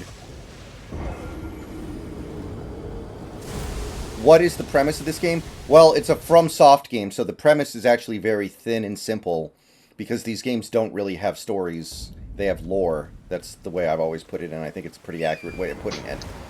But you're basically trying to become the Elden Lord of the lands between. And that's really all there is to it. This is not a game that is super focused on a narrative. This is not a game that is trying really hard to give everything a super deep backstory. It just gives you some lore, and then you just go. So the monster's trying to the tree monster is trying to kill me because I'm there, and I'm trying to kill it because I want the runes, and I know that I can kill it, and ultimately I'm trying to become the Elden Lord. Get off the horse, jackass.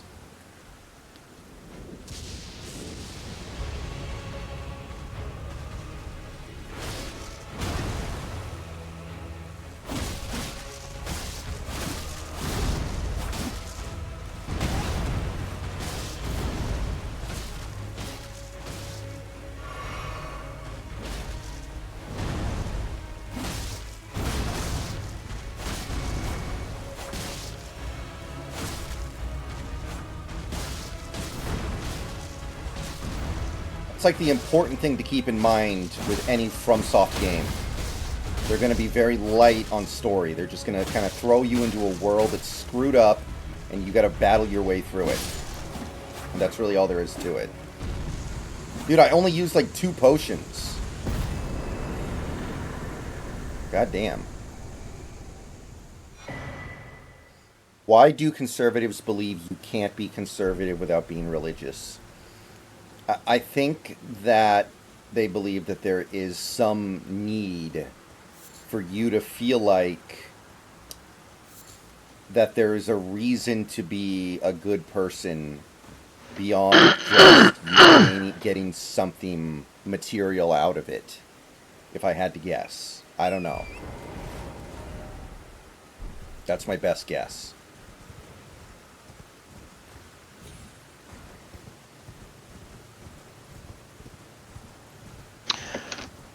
Um, well, just aside from the fact that there's a ton of overlap, you've also got to acknowledge the fact that the religious 90s evangelical conservatives were literally 100% accurate and correct in terms of when they said, if you let progressives win on this social issue, then this will happen as a result.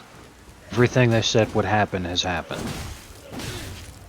So at that point, I'm going to sit here and say, if you manage to fucking call that, I'm willing to take it on faith that Jesus Christ is the Son of God.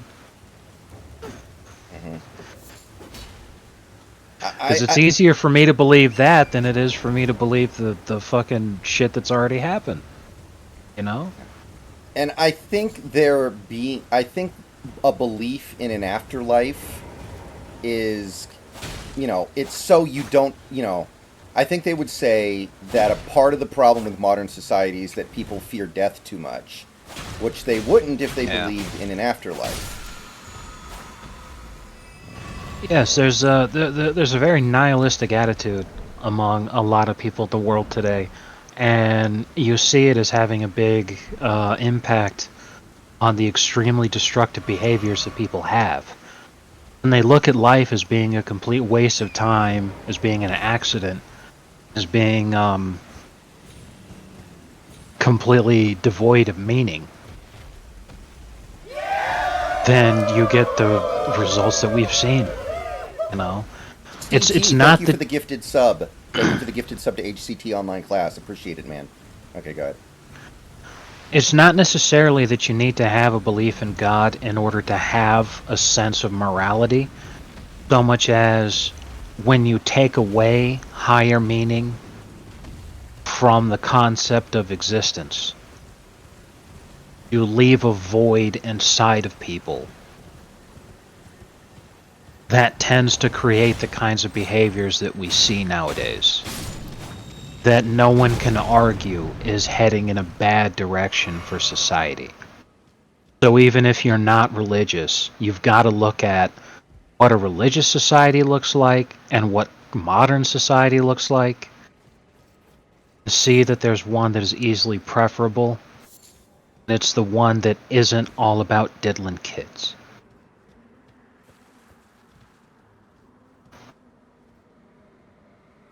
We just got through an entire month devoted to worshiping not just one, but two of the seven deadly sins. And think about it.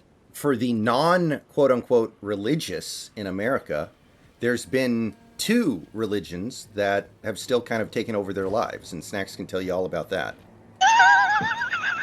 Like, they're still religious, it's just different religions. Right.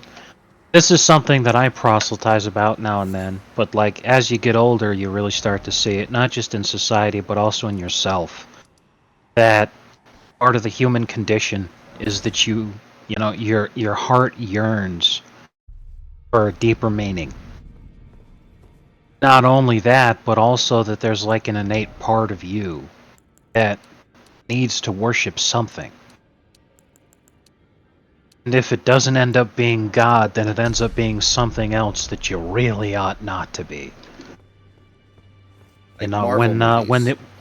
exactly when the United States was founded as a country, the founding fathers not have the United States be a country that had an official religion.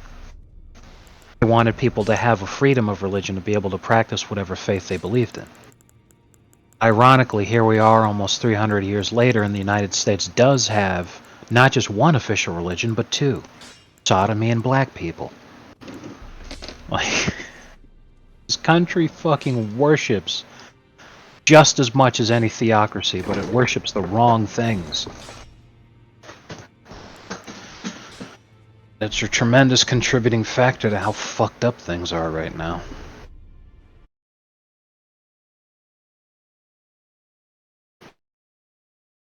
Like I said, if they ever do a modern day God of War game, those are the two things that Kratos will be fighting.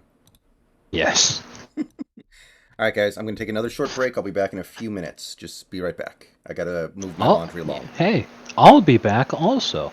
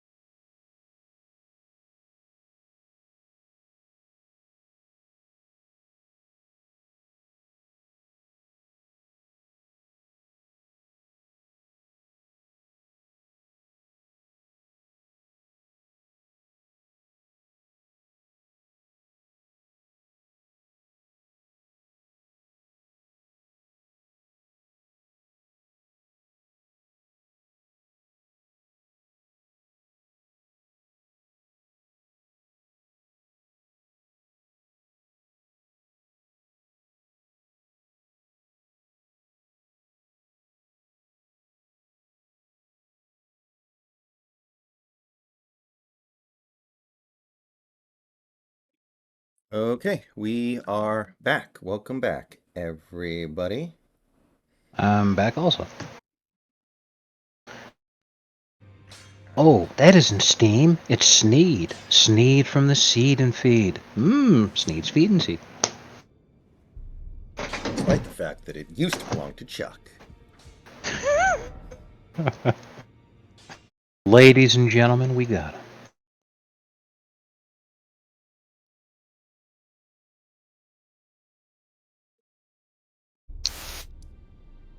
Remember when I posted the Sailor Moon fanfiction that was just steamed hams with Sailor Moon characters and someone left like the fucking most geek ass Oh, comment yeah. ever on it? Oh, yeah. He was all like, I don't know if you know, but this sounds pretty similar to a Simpsons episode. So I'm like, gee, really? It's a shot-for-shot remake of that scene. How could I possibly...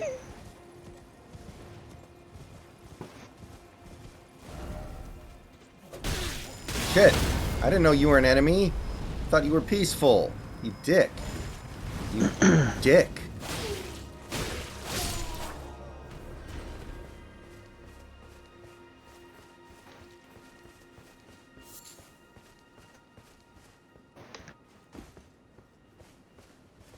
A chosen land. The medallion, it's only a quid for dear. Oh, hell yes, I'm all for this. This guy posted a trade.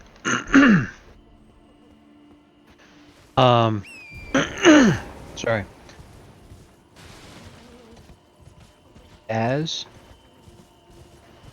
So the Blazers get Kyle Lowry, Duncan Robinson, Jordan Clarkson, and Nikola Jovic, along with 3 first-rounders, 2 from the Heat, 1 from the Jazz.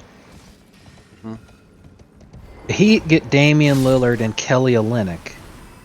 The Jazz absorb Nurkic's contract and get Hero going forward. How old is Hero? 23, I think. Yeah, that's not that old. Yeah. That's Yeah, he's 23. He'll turn 24 next season. Yeah, that's workable. Like, the Jazz are off to a great start with their rebuild, but I think it would be a mistake for them to, like, take it really fast. They should definitely, like, keep it nice and slow and keeps, like, building up. Also, by the way, bless you. But, Jordan Clarkson isn't expiring. So, the Blazers love that because in this deal they've got the Lowry and Clarkson expirings. Yeah. Now you've got Duncan Robinson long-term and Jovic long-term. But, God, what's Duncan Robinson's age again? He's 29, but, a great role player, and it's not like he's really moving the needle for you that much and ruining your rebuild. But Jovic is extremely young, and, you know, Miami's high on him, so he could be looking real good going forward.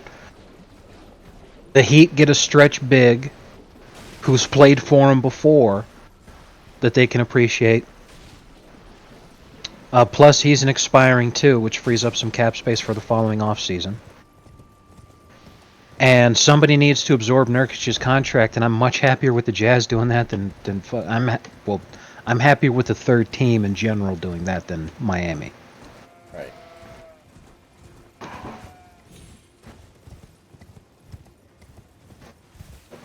I say, if you come away with Dame and Levine in that trade, that's pretty fucking OP.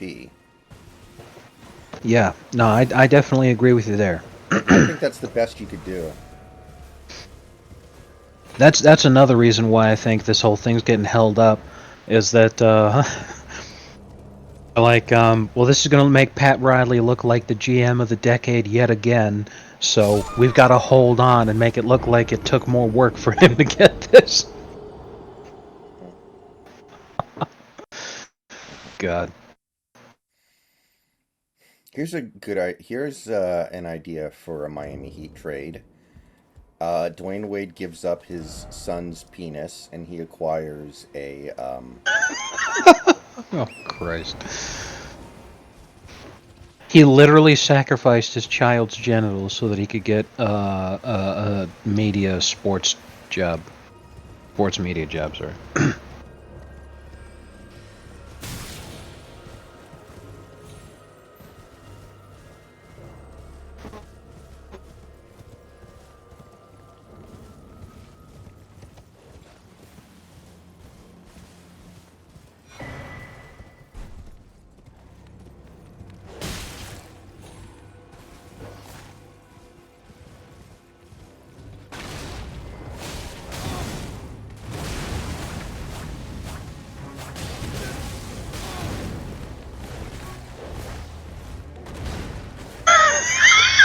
Oh no! No! What the fuck?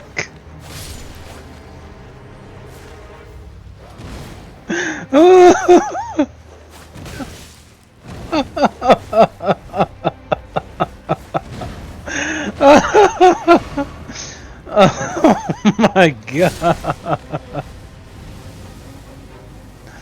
Oh wow. What's up? Um, the fucking Jalen Green. Oh, Santi linked me to that. Yeah.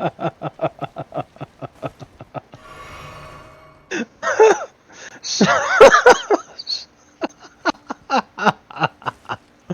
so there was a thread on our NBA Circle Jerk that was fucking talking about this. Oh man, it was funny shit.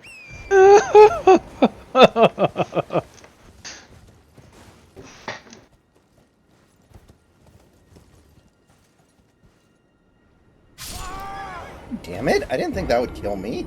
I didn't fall that far. Fuck. That sucks. Oh man, I'm in tears. That is good stuff.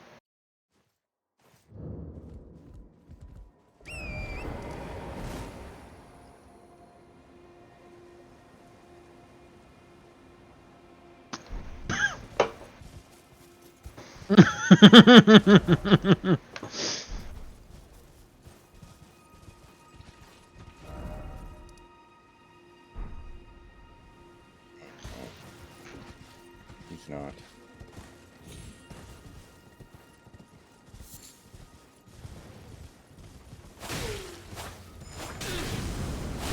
What's worse, that video or the Anthony Davis video? Anthony Davis easily. Because while that video is hilarious and just like, why the fuck would you even do that? The Anthony Davis thing was like, to be fair, no one was supposed to see that because the shit was just in the locker room, but dude, wow.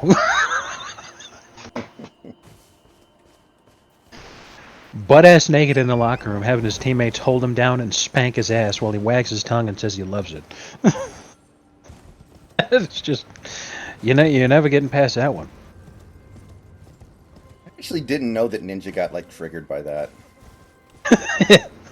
It was hilarious. I wonder if you still have the DM he sent you saved on your GameFAQs account. Yeah, every single one of my GameFAQs accounts is either banned or closed. Oh, okay.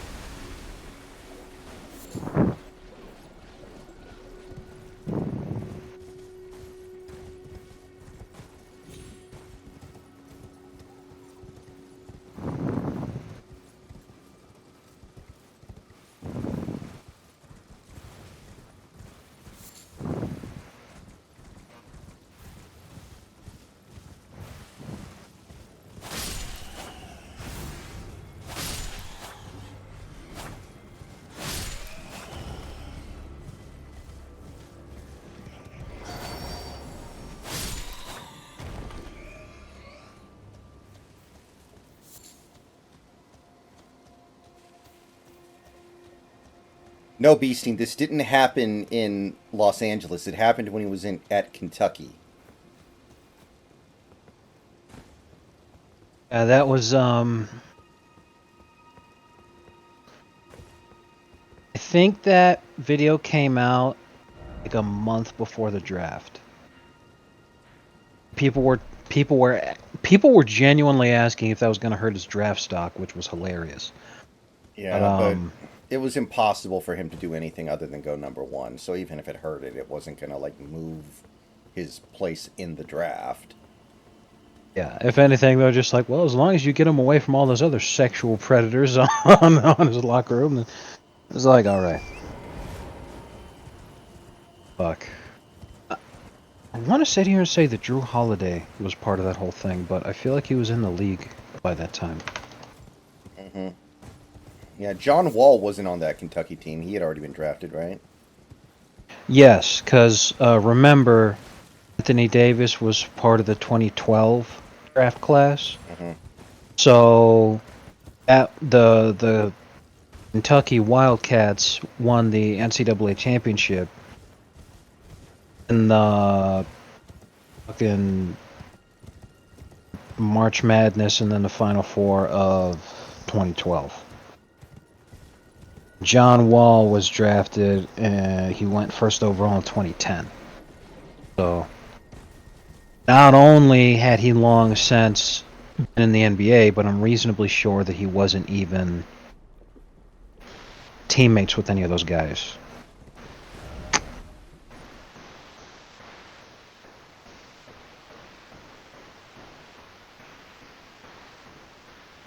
Let's see here.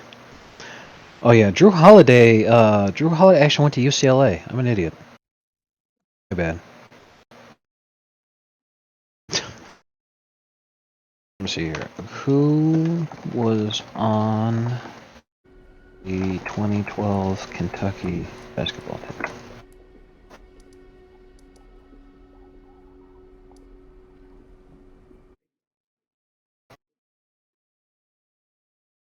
So obviously Anthony Davis, but you also had Michael Kidd Gilchrist, Darius Miller, Terrence Jones. Uh, Sam Malone, isn't he that guy from Cheers?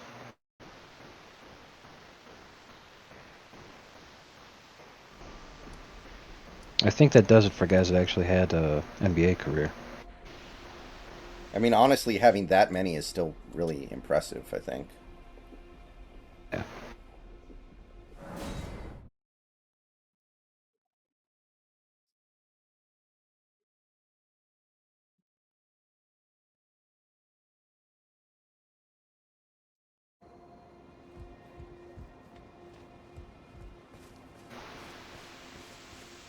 You know, it's really funny how people keep constantly talking about how Twitter sucks, into the ground, and Twitter's bad and all this kind of shit. Like hashtag rest in peace Twitter is trending every single day. But like according to Elon, who I'm gonna trust a lot more than some mongoloid with pink hair, according to Elon, Twitter's never been more profitable.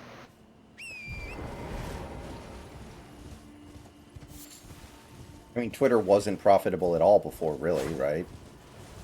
As a business, not at all. The way that they made money is by selling people's data like Facebook, but also selling influence and the ability to influence narratives and social media posts and like astroturfing shit to try to get to manipulate the masses into thinking that something was going on that wasn't. They would sell that the highest bidder, which obviously a lot of companies for marketing purposes valued that, but naturally their biggest customers would be governments. Hmm. And that was one of the biggest things. Like we've seen that constantly in the Twitter files, all the shit coming out about how many different people who worked for the FBI, the CIA, and the Oval Office had jobs at Twitter.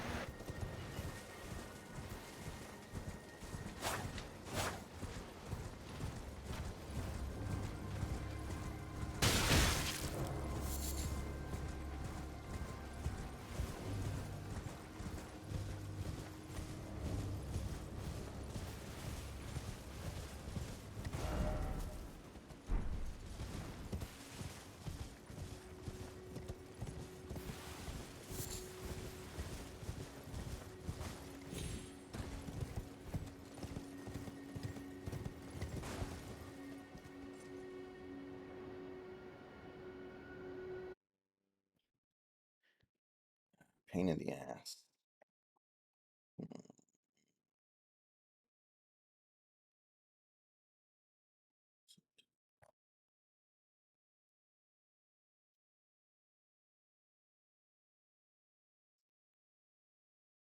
Don't need more of those.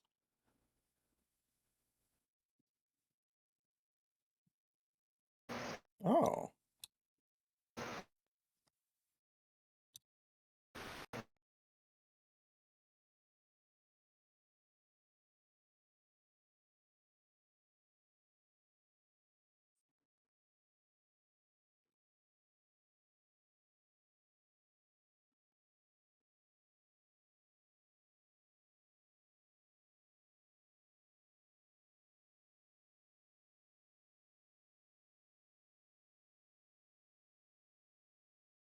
Okay, let's see if I can...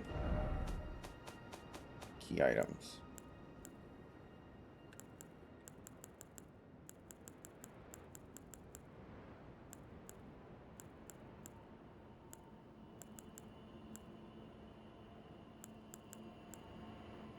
I really hope that when Dame comes here, that he decide to run some alternates for next season. They bring back the All Blacks Mm-hmm. because just based off of people's reactions to the potential of this trade, Miami's already become the bad guys again.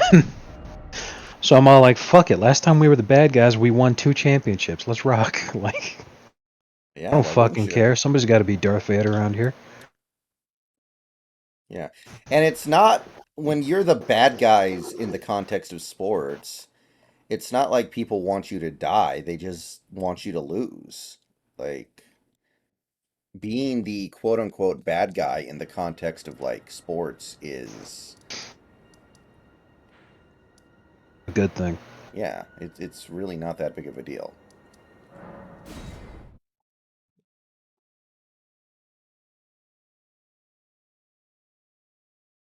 That's what I'm saying, man. Bring back the All Blacks. That'd be fucking great. And, like, I don't know at... if you remember, like, it was a short period of time. It was one of the most dominant LeBron forms we've ever seen. Miami was wearing the All Blacks at home and on the road. At the same time, LeBron was recovering from some sort of facial injury he had, and he was wearing the mask. Mhm. It was I only don't for a remember few that. games, but like he went apeshit. Yeah. I, the thing is, Dame is 32 now. Like, he should be somebody, like, given the fact that he spent his whole career in a small market, staying loyal to one team, doing the best that he could in less than ideal situations, he should be a guy that the majority of NBA fans are, like, getting behind. They're like, yeah, I hope you get that ring. You deserve it. You've... Like, it's not like this is, like, a bunch of guys in their prime all joining up. Like, Butler's not in his prime anymore either. Butler's 30-something. He got drafted in 2011. Mm. It was part of the Kyrie Irving draft, taken 30th overall, last pick of the first round. So yeah, he's been in the league for 12 years.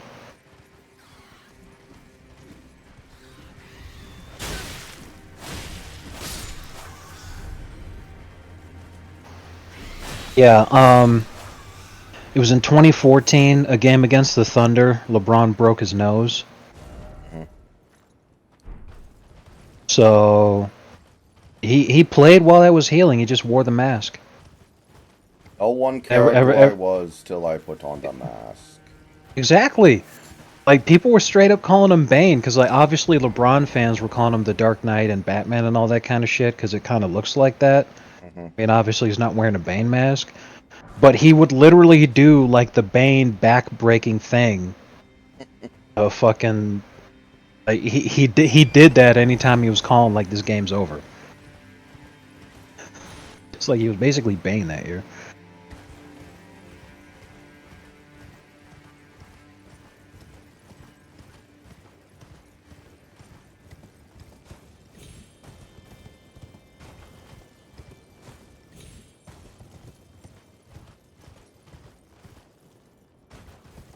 Also, this really surprised me the other day. I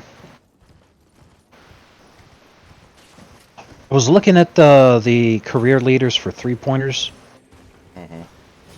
because somebody said Kyle Korver's actually really high up there. He is. Yeah, he is. Kyle Korver is 5th all time in threes made. Now he'll get passed up before long. Because Damian Lillard's less than 100 right behind him, and Lillard's still got plenty of career left to play. But Yeah. it's amazing Kyle Korver's that high. But when you look at it, LeBron James is 9th. Yeah, just because of how long he's played, he'll get there too. Like, I think he has the most threes in the playoffs ever. Well, I'll go ahead and check now.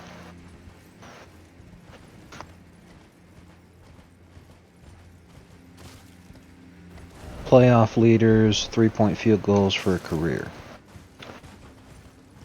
Third place behind Stephen Clay. Oh, really? Okay. That's crazy because LeBron's had twice as many playoff runs as those two. Yeah, but they constantly chuck threes, so it makes sense. But yeah, LeBron will get passed up before long because Clay's really not that far behind him. However, assuming that LeBron is to continue to play, like he doesn't retire outright, he comes back for another season, he'll actually pass into probably pass into 7th place because he's only 21 behind Jason Terry in 8th right now, and only 29 behind Vince Carter in 7th.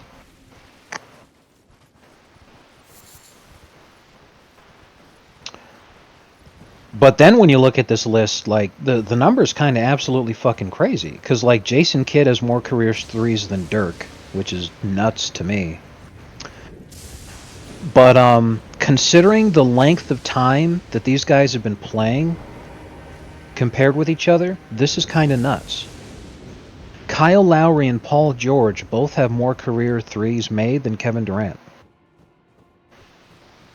There must just be some years where KD doesn't take that many threes. Or something, because... Well, he did miss the entire 2020 season. I mean, he misses a lot of games these days. That's probably the problem. He missed most of the 2015 season. He missed all of the 2020 season. Yeah, that's what it comes down to. Like you said, he's missed a lot of games. Because when he came back from that Achilles injury in 2021, he played 35 games with Brooklyn. Season after that, 55. Then this past season, 47. So yeah, it makes sense. Because when you look at per game 3-pointers made for his career, he's a lot higher than that.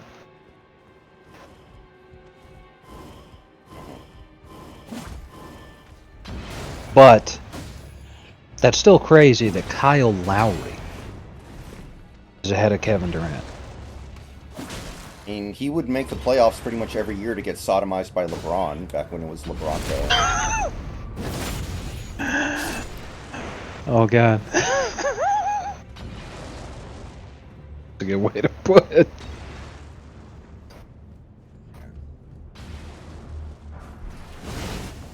Well, Austin, I mean... I think that there is some... I think the real crux of the debate is what constitutes a right. Like, for instance, I completely reject the argument that there's a right to marriage. Like, you don't have the... whether or not you can get married is not a civil right. A civil right is like whether or not you can go into a restaurant and get served food based off, like, race. And I remember long ago this being an argument because people wanted to be seen as equal, which is why they pushed for marriage. However, there was this thing called the civil union, at least here in California, that legally was precisely the same thing as a marriage. It just wasn't defined as a marriage. Mm-hmm. And I was like, well, what's wrong with the civil union? And that was the argument I was trying to make. I'm all like, now, saying marriage, that word has a lot of connotations that goes with it that mean a lot to people, but the benefit to being married that gays say that they want to have, they get from a civil union. The difference between a civil union and a marriage is that a civil union, you just go to a judge and you get it. A marriage is done, it's a celebration between a family and everything, and there's a lot of religious connotation to go along with it also. So how about you don't force churches to have to go through marriages, you don't call this shit a marriage. If you want to have a big wedding, you can. Because, I mean, think about it. Like, I remember back then, because this was almost 20 years ago, they were like, well, I want to get married because I want to be able to call him my husband.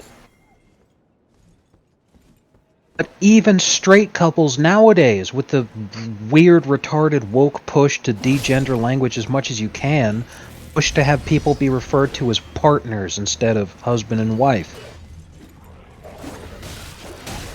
I mean, I didn't have a problem with the civil union stuff. I always thought that was like, what's wrong with Right. that? Exactly. What is wrong with it? Like, all the same things I said, well, we want a marriage because, blah, blah, blah. A lot of that shit's been made irrelevant. And again, you see a lot of what evangelicals were talking about back then when they were saying this was a bad idea. What they said was, this isn't going to make gay partnerships better, it's going to make straight marriages worse. Because you're going to take away what makes a marriage special.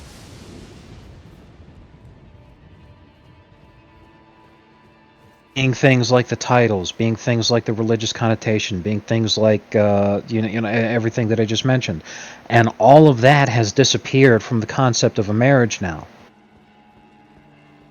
Didn't make civil unions equivalent to marriages. They made marriages equivalent to civil unions.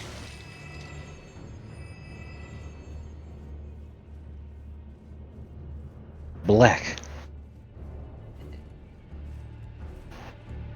And back in the day, I used to sit here and think, well, if they want to get married, let them.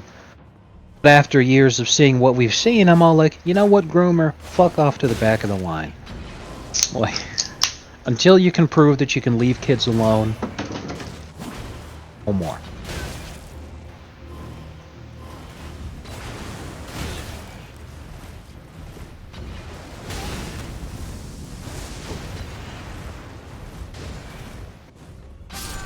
God damn it.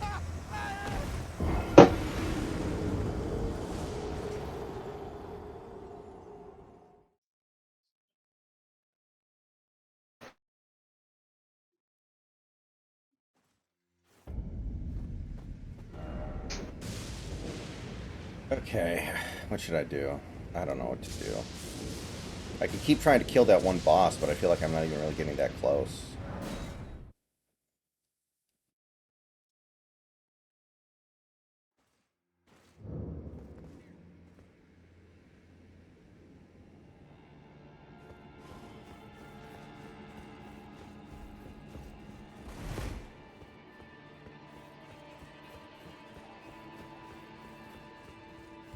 Oh, Vito's bottom was impacted, if that's what you're referring to.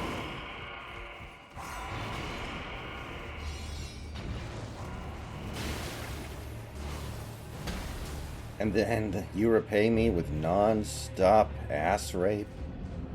Well, fuck all of you!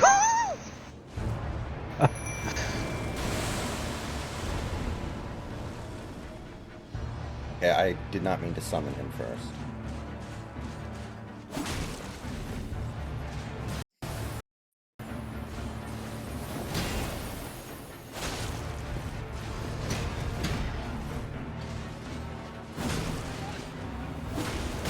Oh, come on, why didn't that stagger him?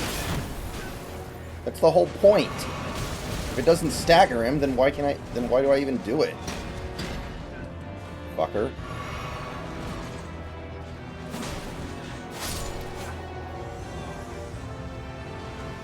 God damn it, Mimic, you are so goddamn useless.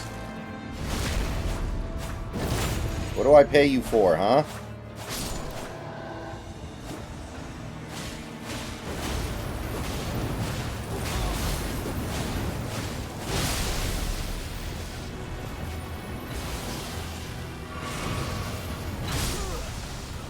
Wow.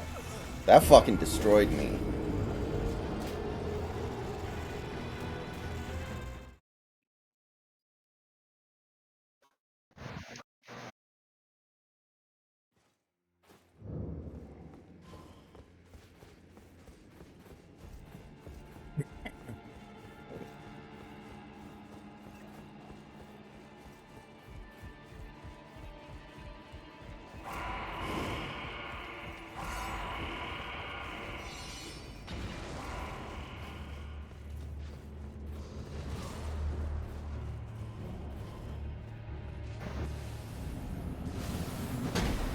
Look at this country.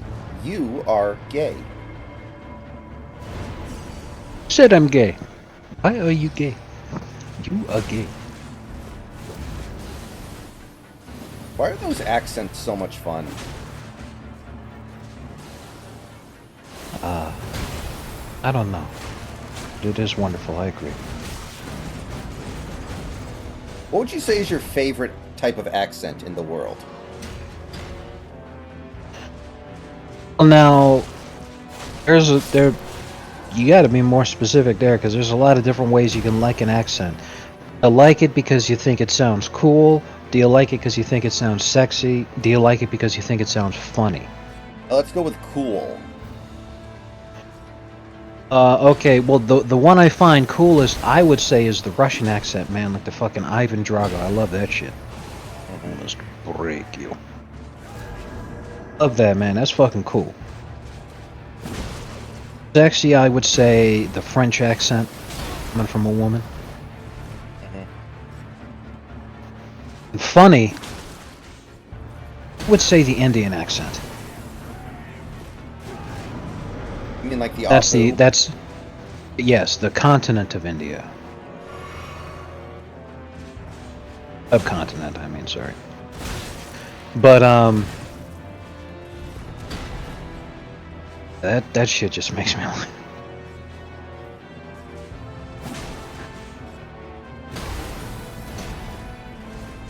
Go home, bastard man.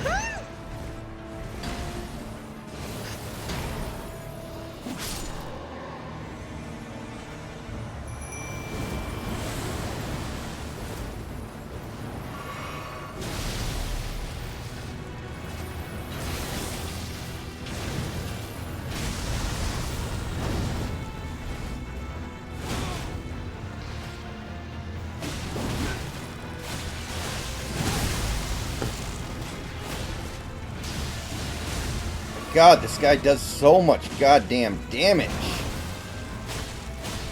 Even the bleed doesn't really do... Oh, shit. I got him stunned.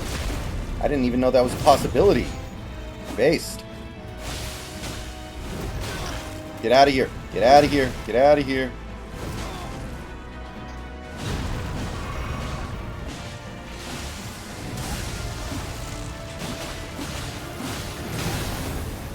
God damn it. Okay. We have a shot here.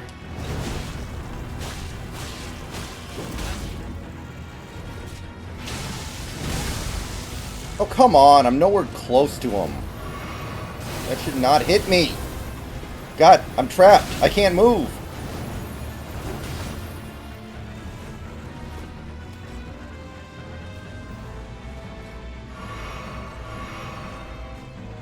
See you later, Beasting.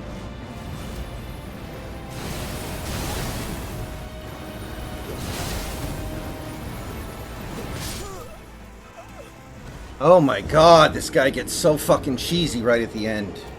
Jesus Christ. But I'm pretty sure we can do this. It's close.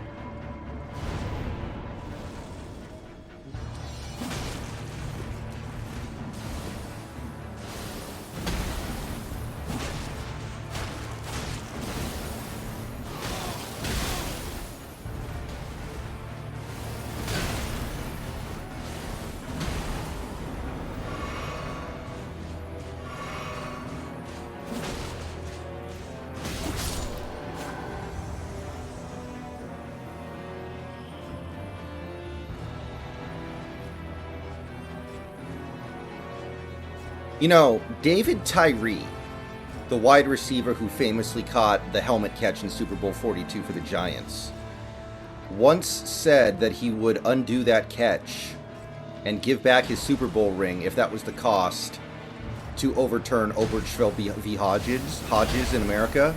And I always thought that was a weird thing to say, you know? But in present day, I have to admit, I'm starting to kind of see where he was coming from. Sorry, I zoned out after catch because I was like trying to figure out what the hell. Oh. Could you say the whole thing again? I'm sorry.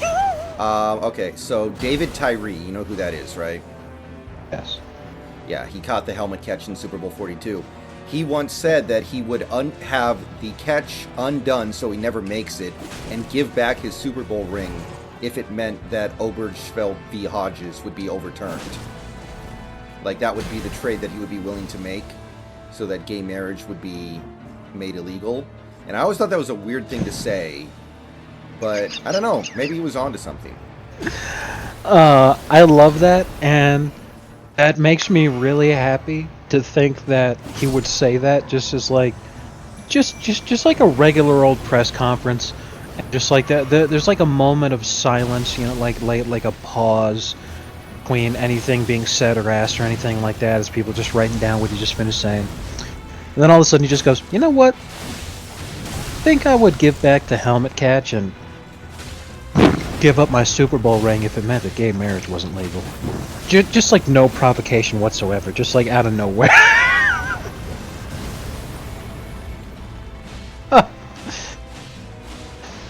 It'd be outstanding.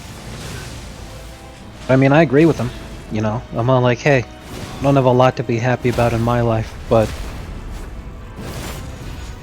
if I was called on to make a sacrifice like that, I think I would. Make the world a better place. Jesus.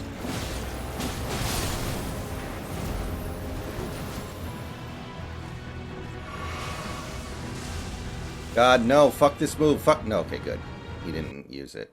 I was about to be upset there. Still pretty upset. Because this guy is a cheesy piece of crap.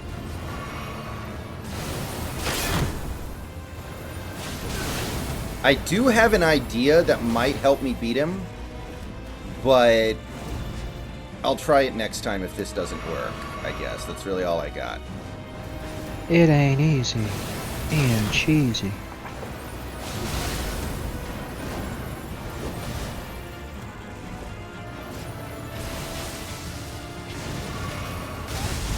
God damn it.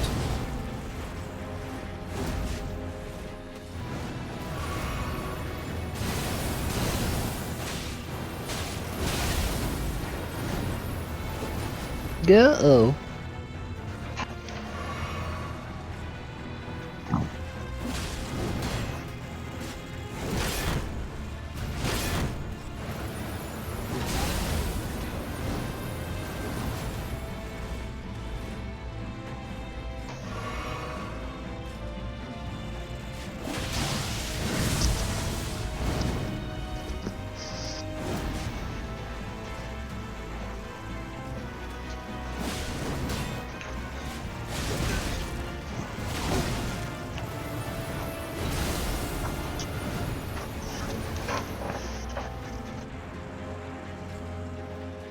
I really need him to take bleed damage here, but I seriously doubt he's close.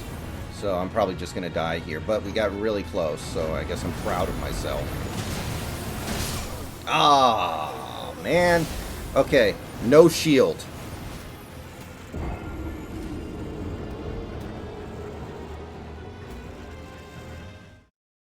We're going no fucking shield. Fuck this. Fuck this.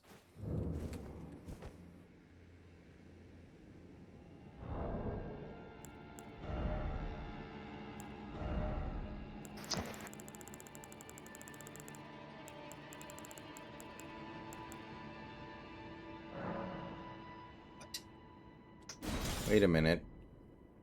What attribute am I lacking?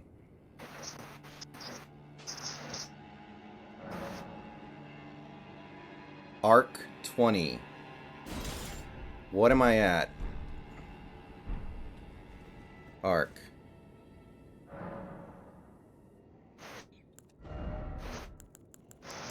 Oh, God. Well, that's really fucking annoying.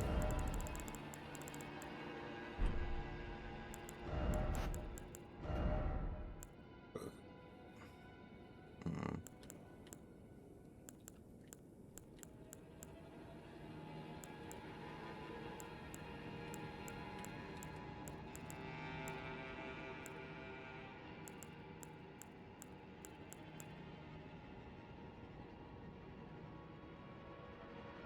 It's gonna take forever for me to get arc up to 20. Like, that's just not gonna happen. What if we did this?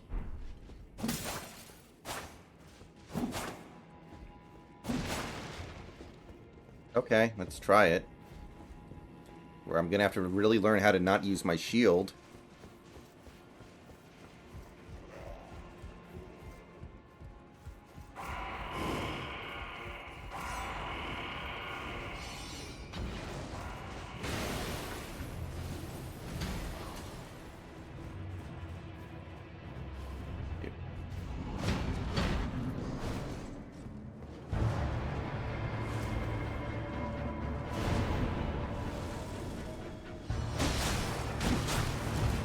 Oh, that doesn't do very much damage.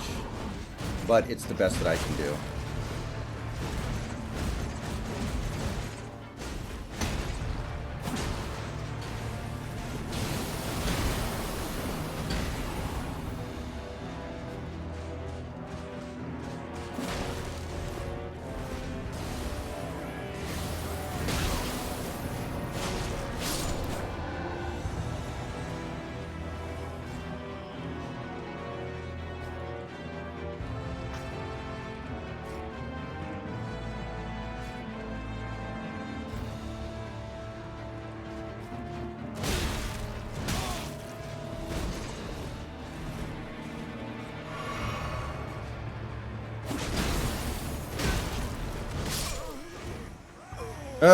Okay. So, I don't know how much this is really going to do. Like, this might not be really a good idea, but I don't know where else we're going to get a katana.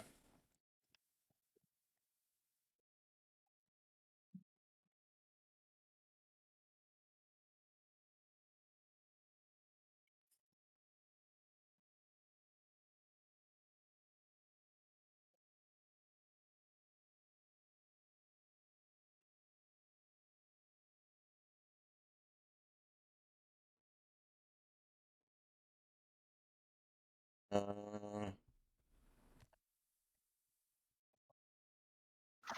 what about Moonveil? Can I find this fucking thing?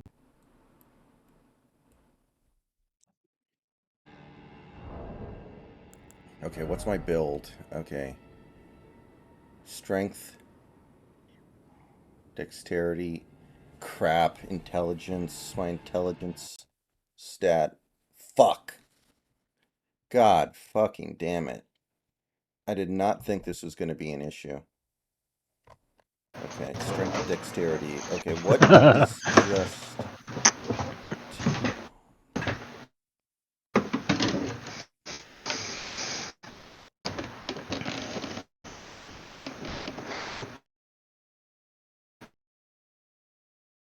What is this?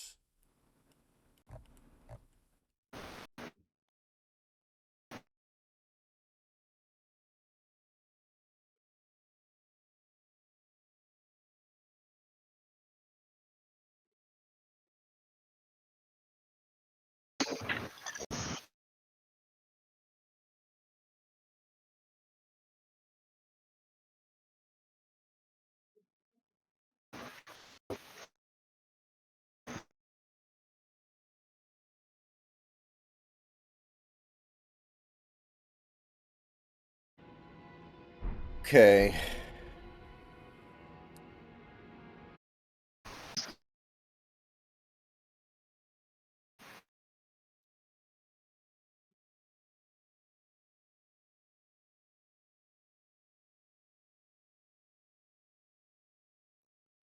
Okay, maybe not that. I don't want it.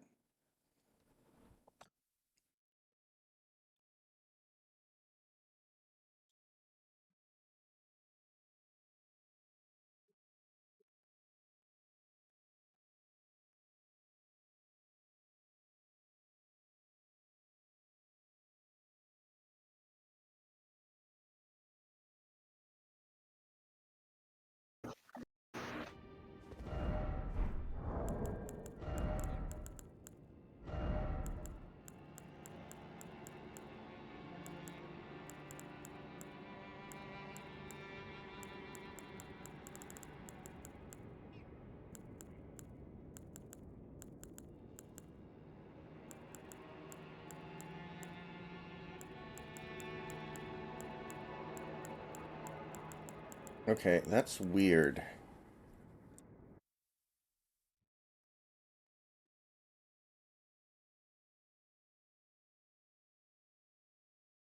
I've definitely done that.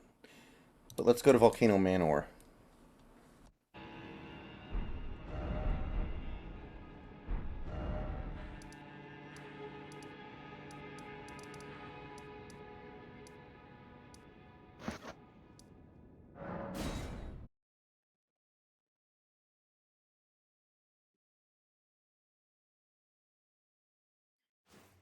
So when we wake up tomorrow morning, do you think we'll have some sort of closure on the Dame stuff? I think no. I think the beginning of the week. I think Monday. Now you've got cripes. Perhaps a tonic. For now, the demigod be fine, miss. But how else could? Well, goodbye, my friend. And I think that because I think that's what Portland's looking for in terms of their front office, so they can thump their chest and tell them it took Pat Riley the whole weekend to finagle the deal. Got settled within like two minutes.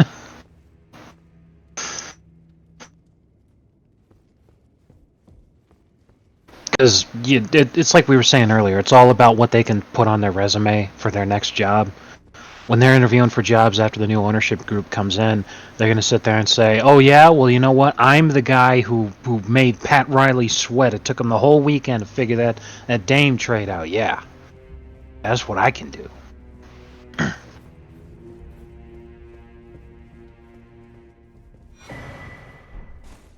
So, I harbor you know even he was prepared. But any road, though we may yet, we hunted on and with everything. Oh, I did that challenge, but I don't have the blade. That is really fucking annoying.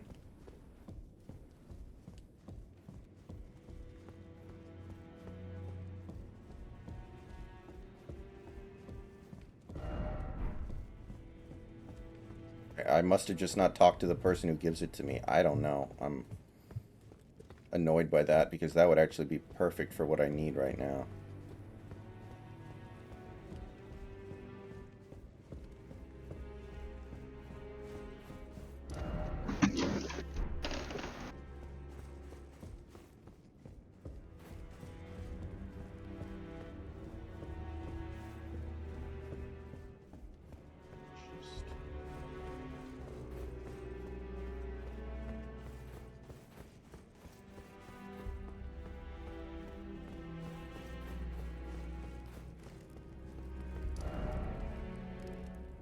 Marsh.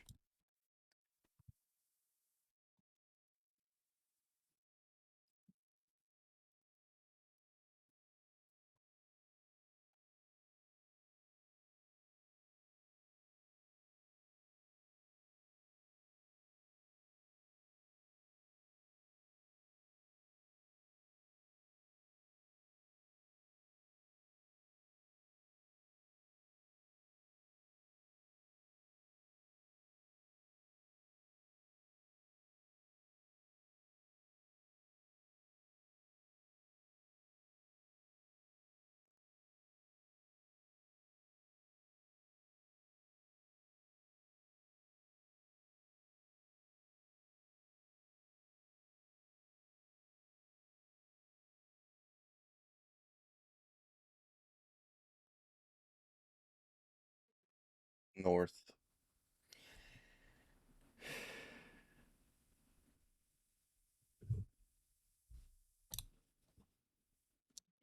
No, stream didn't crash. We're fine.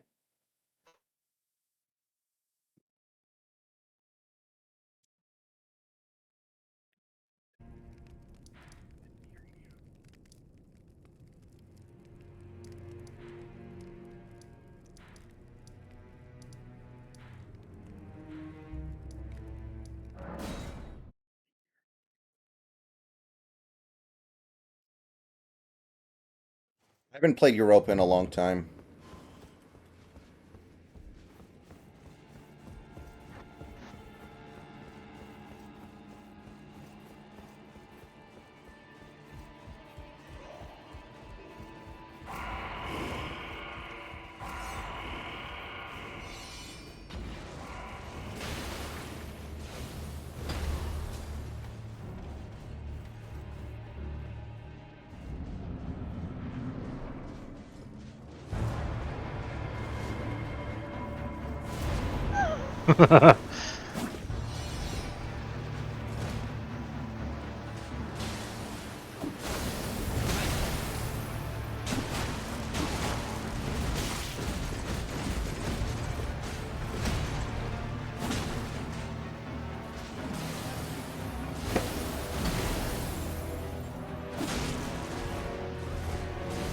So somebody in the comments of the video on the Burger King crown guy on the airline pointed out that his voice was a dead ringer for Woody from Toy Story, and he's right.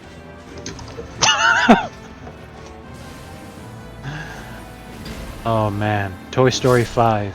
Woody asked for a glass of water. Yes.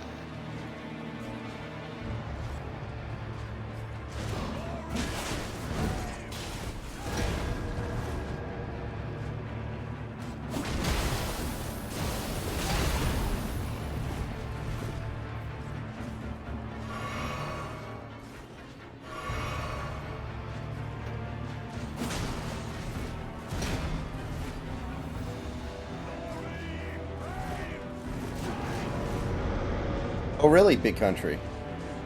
Well, tell me a little bit about it if you want to. I would at least consider it.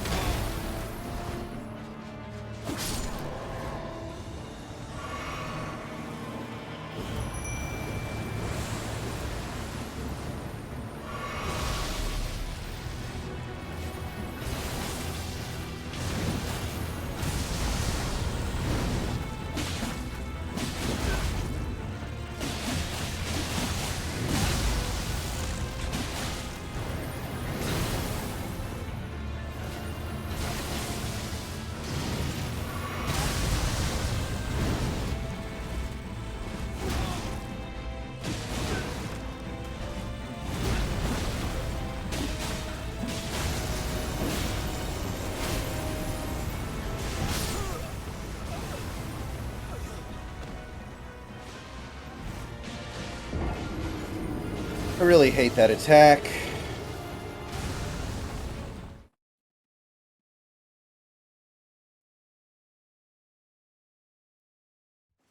Oh, okay, I'm probably not... It's probably not available to me then.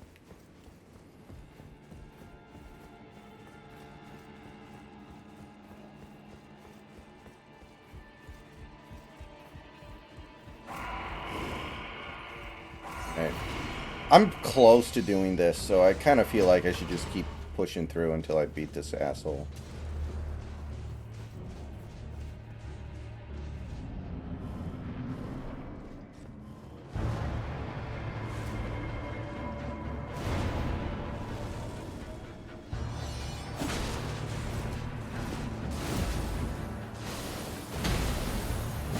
Against these guys, I like to use that attack, because it stuns them, and that gives me time to run away.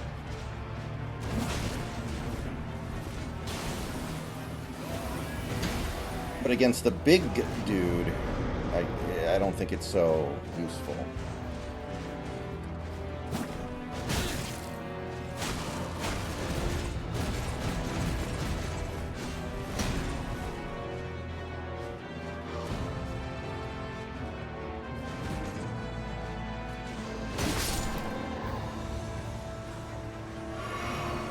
Guys, after this attempt, win or lose, I am going to be taking a short break, but I'll be back in a few minutes and we will continue on.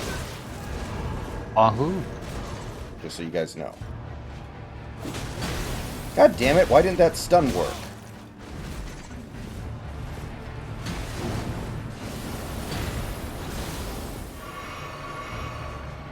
Bunch of bullshit.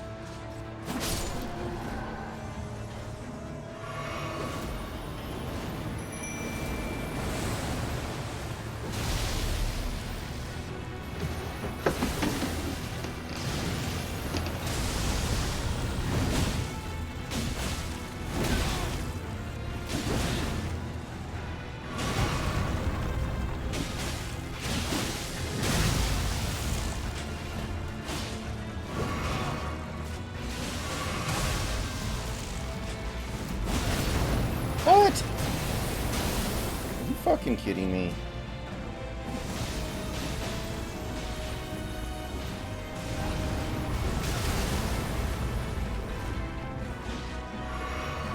It is such a fucking cheese move.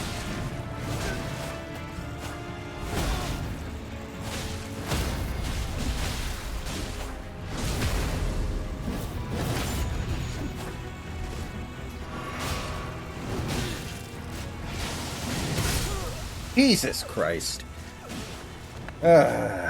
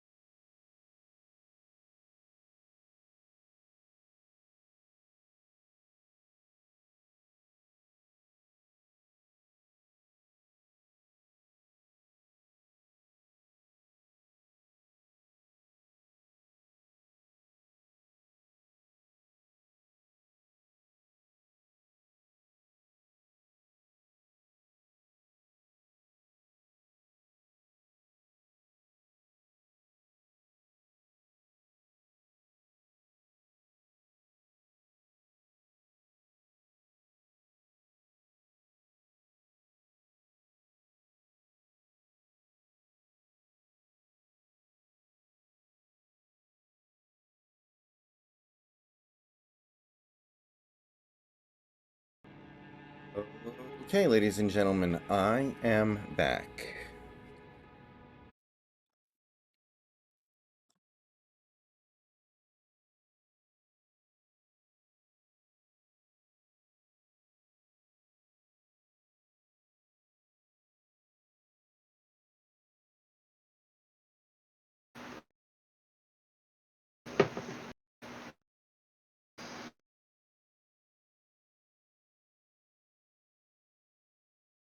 Okay, let's see here.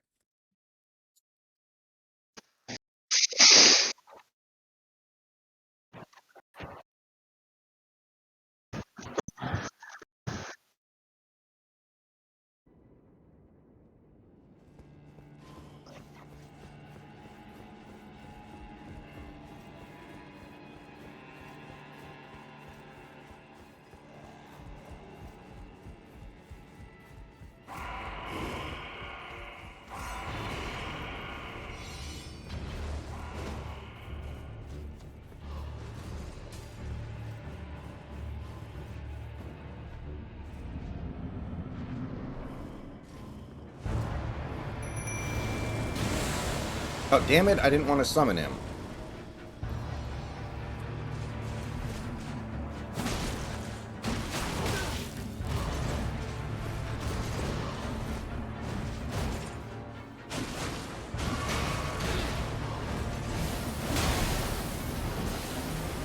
Now, this run's obviously destined to end in failure. So, I kind of just want to take the death. Yeah, there we go.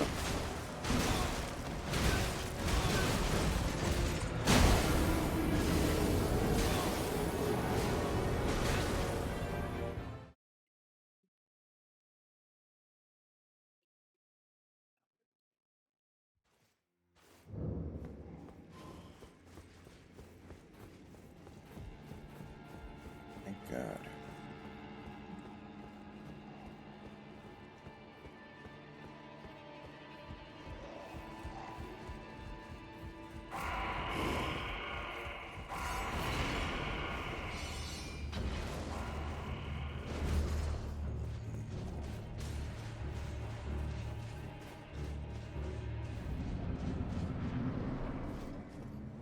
Very much, Austin.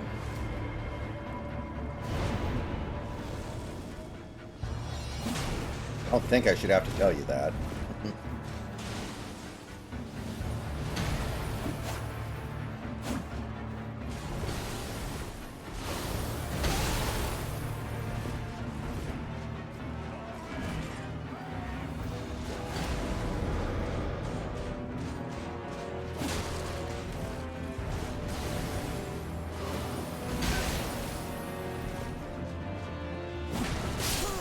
Damn it. Okay, let's figure out another way to get what I need.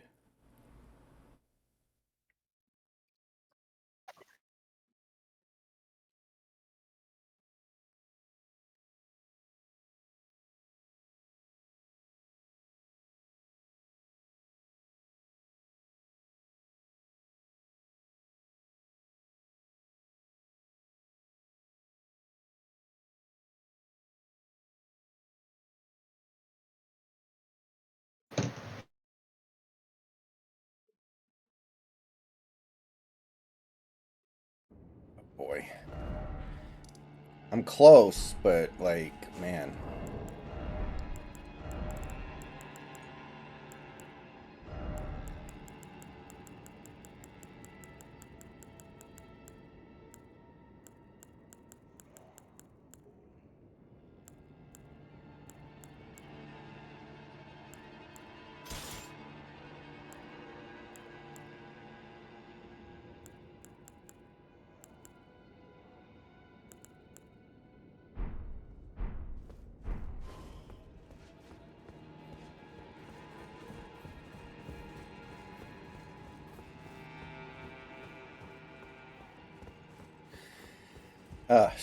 What's your schedule like tomorrow, by the way, Snacks?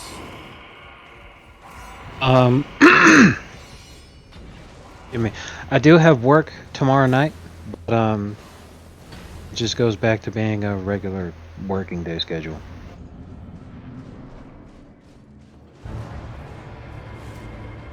Okay, so my brother and his wife are coming down to visit tomorrow. So during the middle of the day, I'll probably be occupied. Well, I definitely need to DoorDash tomorrow. I missed my window today, but I gotta hope for some money. That's fine.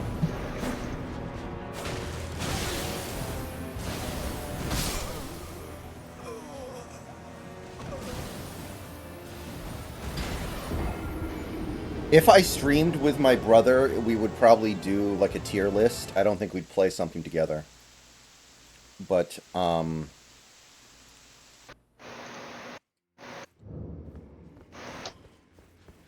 that's not going to happen tomorrow.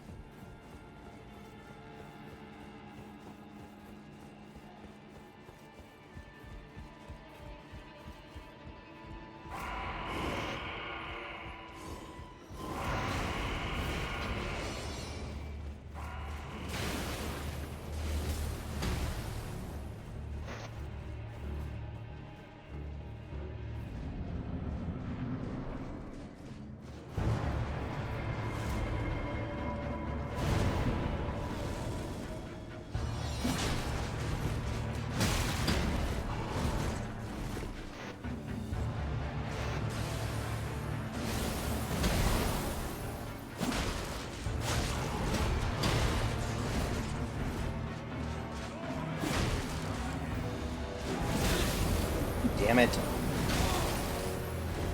Oh my god, I hate this attack pattern so much. You know what I randomly thought of earlier today? The evil plan in Chicken Run doesn't make any sense. Because, like, if you have chickens... So long since I've watched that movie, I have to read a quick synopsis on Wikipedia in order to... Oh, So give me a second here. she has a fucking... You know, they have a, you know, egg-laying chicken farm, right? They've got a farm full of chickens that lay eggs, and, like, that's self-sustaining. It's infinite. It's basically infinite. And then their plan is like, okay, we're going to start selling chicken pies. We're going to kill the chickens and serve them in pies. It's like, okay, but then you don't have any chickens. Like, that's not self-sustaining. You're going to go broke immediately. So how is that better? Like, the eggs, literally, every single day, you get eggs. For eternity. Like, how is starting to use the chickens for their meat better? Yeah, I see what you're saying. It's essentially the equivalent of deciding, you know what, we're running a dairy, but we're going to start selling beef. No, that's not how it works. Yeah. Because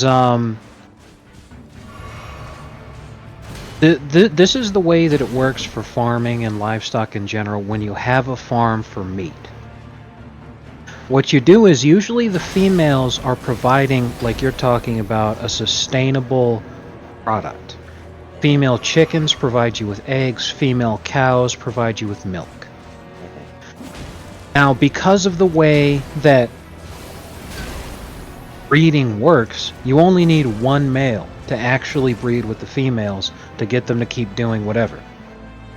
So you have your stud who actually impregnates the females, and then all the other males are raised for meat. Steer is a castrated male cow who was raised for meat. The non-castrated male cow is the bull. Now, chicken meat tends to be male chickens that were not kept as roosters.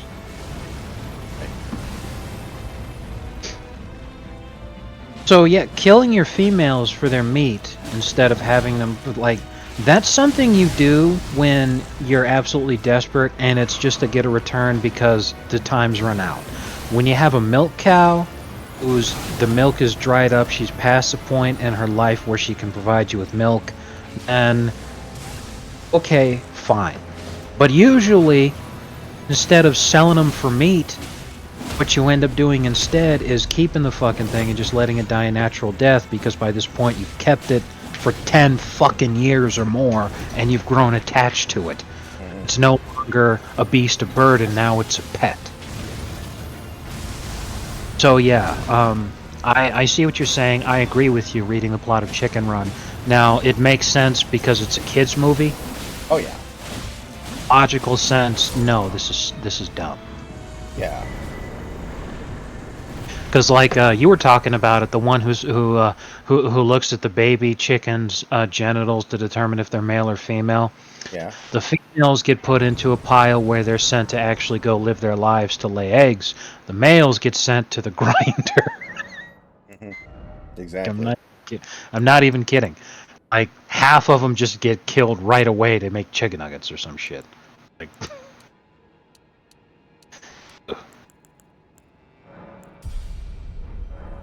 Yeah.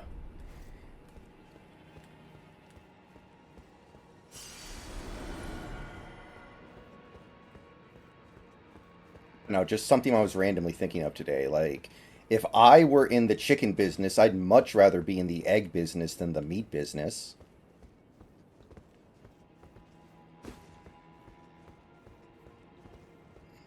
You know, Austin, it's not that big of a deal. You were just being confrontational with everybody. It's fine. Don't worry about it. It's not that big of a deal. ooh, confrontational. I want to see. Anyway. Um,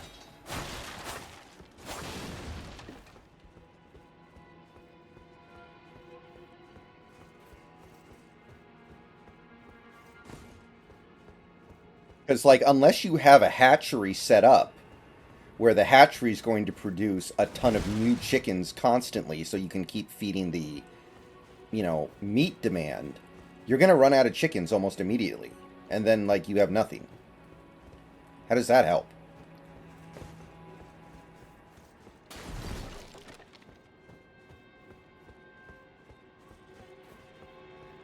Alright, scrolling up.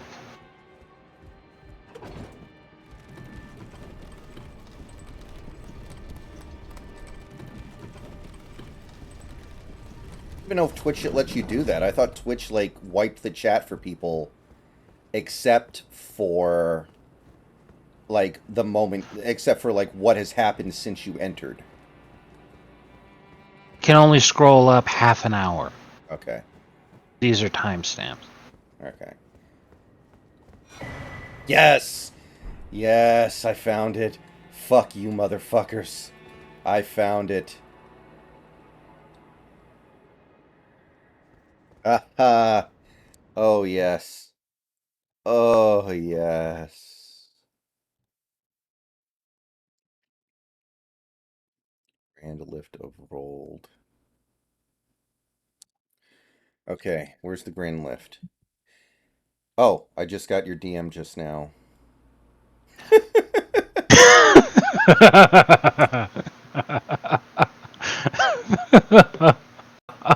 What was the Simpsons thing? Nazi Supermen. Yeah, Nazi Superman are because that the fucking he was based off of Walt Disney, so that was the joke they were making, and there it was great because like Roger Myers Sr., the gentle genius behind Itchy and Scratchy, cared about and loved almost all the peoples of the world.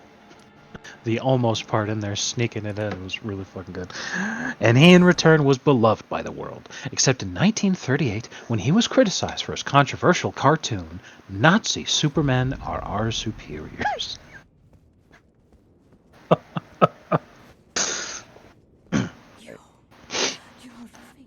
Just because there are gay idiots who dance and twerk for kids, they should still have equal rights? No. Because you don't see him denouncing the groomers, man. Also, it's like I don't think there are very many people out there who are like they shouldn't have a right to. Well, what are rights? Right to own property, right to life, liberty, and the pursuit of happiness. It's things like marriage, which I don't consider marriage to be a right that just anybody can have with anything. Right. Like we In had a fact, most definition of people. marriage. Right. In fact, most people who get married shouldn't. Most people who have children shouldn't. Read the Bible, and that's something that's actually brought up. It's all like, you know what, most of you who are parents really ought not to be. But if you're a parent, you should do your fucking best. These are the things that you should do. But because there's such a humongous amount of things that you need to do in order to be a good parent, you really should be asking yourself if this is your calling in life. It may not be what God wants for you. Like you have the right to go into a restaurant and expect to be served. Like if you're gay and you go into a public restaurant, you have a right to not be turned away just because you're gay.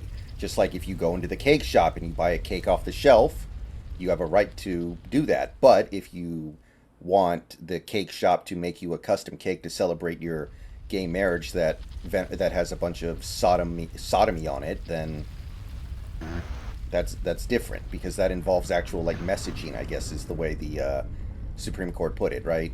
If your patronage includes some sort of specific messaging that they object to.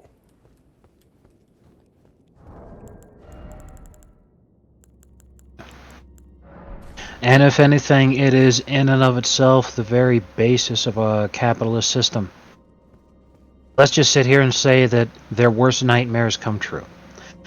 And every business in America decides to band together and refuse to serve and cater to gay couples, exactly like you're sitting there saying.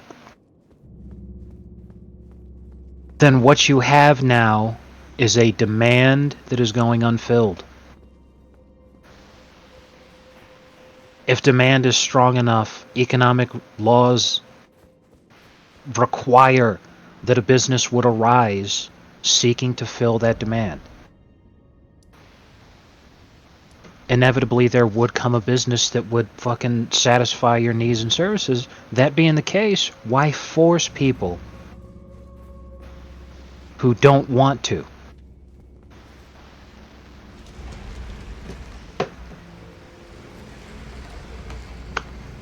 People should be able to decide for themselves what they want to do with their lives.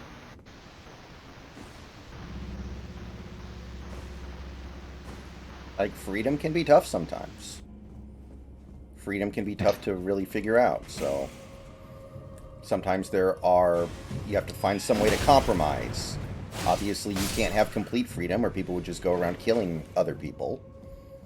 So you find these ways to compromise a little bit.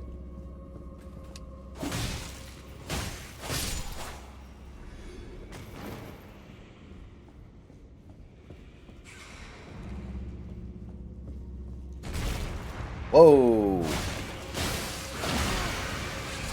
Whoa! You're disgusting.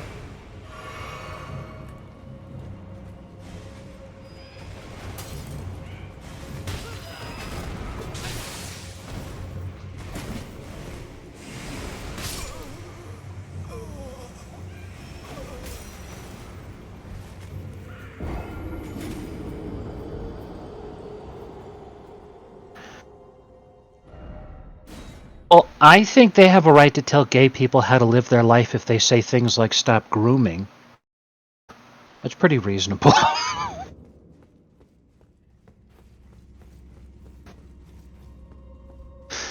mean, there And a is pretty big eyebrow gets raised on my part when, instead of denouncing groomers, LGBT associations put out a travel advisory warning not go to Florida when Florida starts considering the death penalty for child molestation cases. Mhm.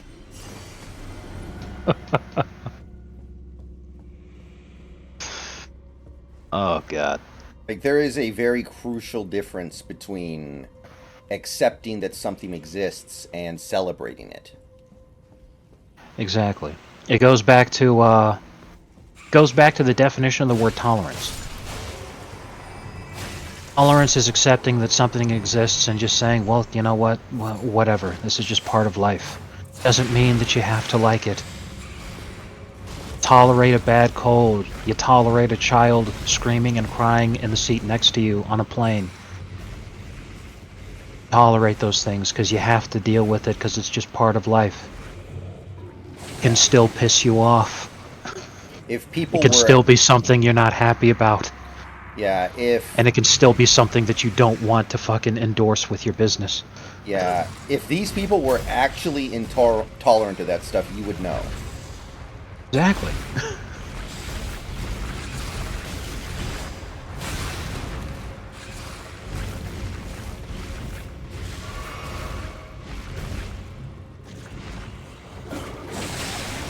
Like, the people who are intolerant of that kind of stuff are people like the Pulse nightclub shooter.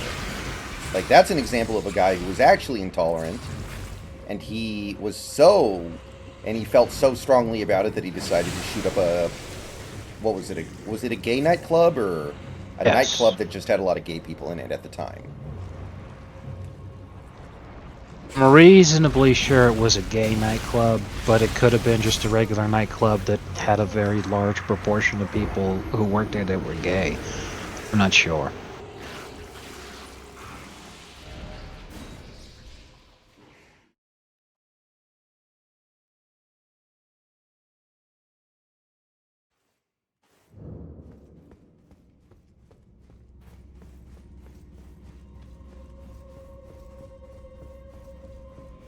I've said this before and I'll say it again. There are, I believe, at least I know this was the case about 10 years ago, and I believe it is still the case now. There are churches in the Deep South that will not administer a interracial marriage. Like, that is still a thing as far as I know in current day.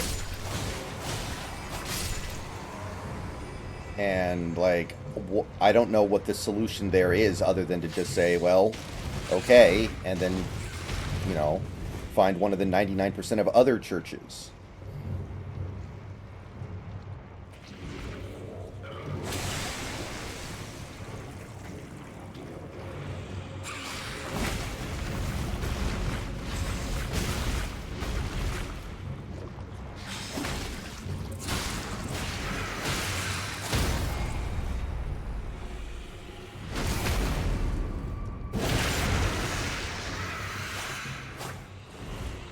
Hey, are you dead? Okay, good. I was about to say, there's no way you're dead.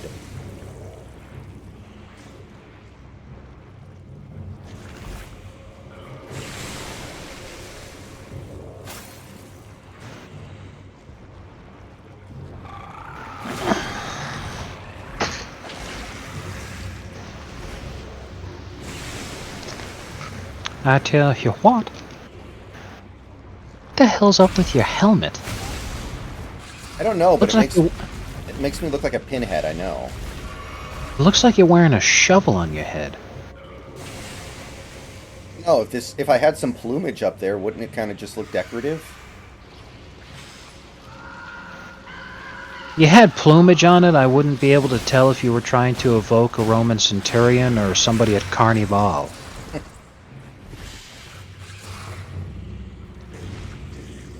I don't look very samurai-ish, I will admit that, with this helmet on, but it's the best helmet that I have for what I need right now.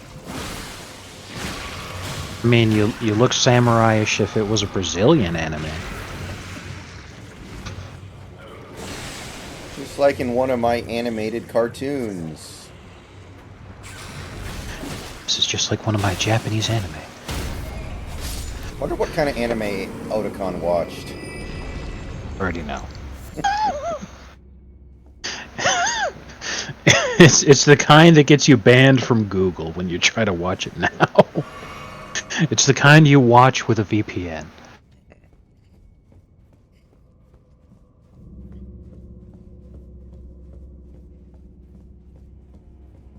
Of course, Kojima would have a weeaboo character when he himself is a westaboo.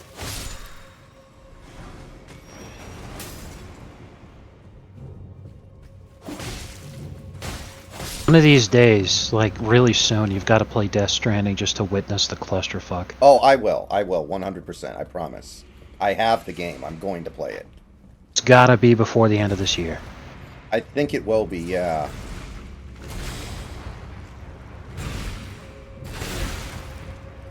I was asking about rights because Republicans want gay people to go to camps and not be able to exist. I think there's a very, very small percentage of people that still are on that camp. I think it's pretty damn small. Like, I don't know where you're getting this idea from that that's still a mainstream belief.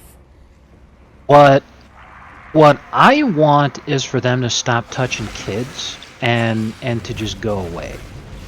I mean that in the sense of enough of the fucking constant fucking worshipping of the shit. You don't need a whole month. It's like, exactly. You don't even need a day. Just like fuck off. Go do whatever the hell you want to do with your life. Stop touching kids and fuck off. Obviously, they have a right to exist. And I mean, you know, when you bring up grooming, people constantly counter with, you know, oh, well, what about the priests that diddle kids? And it's all like, well, there's no month in American society that is dedicated to raising awareness of Catholicism or anything like that. People generally have the same feeling about Catholics. They're like, okay, fuck off and stop touching kids. So, you know what? I feel the same way about gay people. Fuck off and stop touching kids. Like, don't care what you want to do in your free time. Negative stigma right now in America. Yeah, and the Pope is not helping that. Yeah. Like, I remember when they were picking a new Pope, like 10 years ago, me and my friend were talking about who they might pick, and at the time, there was a priest named Dolan who was actually up for nomination. And we thought that was funny because that was the time when the Dolan Duck meme was at its peak, Oh, yeah. and we were like, what if we had a Pope Dolan? And he was like, no, the American Catholic Church is such a joke. There's no way they pick an American to be the Pope. And that was 10 years ago. Things have only gotten worse. Substantially, yes. Like, me and Snacks' mutual friend is a Catholic. And it's something that frustrates him very much. Yeah. Because he was an altar boy when he grew up. And he doesn't appreciate the assumption that he's obviously been touched, you know. Right. Mm-hmm. But he knows that everybody's going to have it.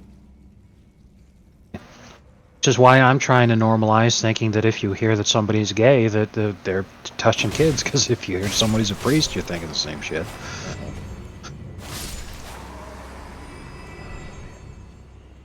Ooh, a grave glovewort 9. Hella nice.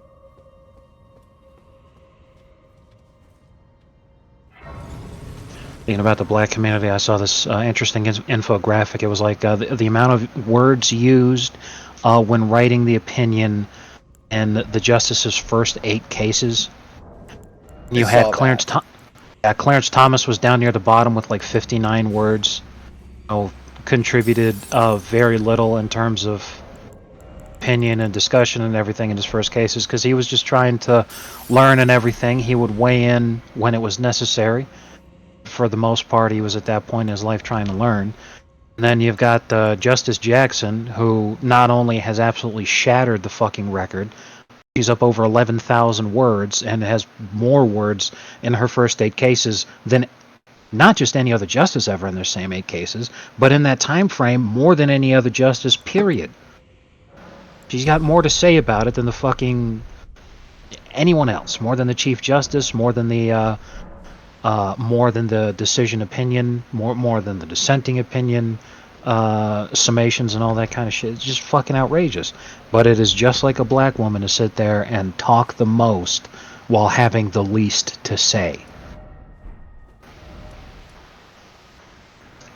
I have seen that one. It was like 11,000 words. Yeah.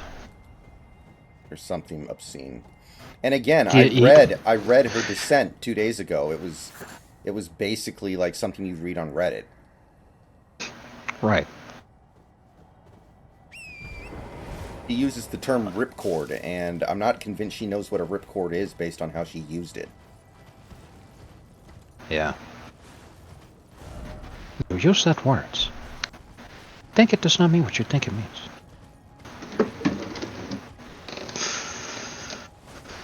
Oh, good God.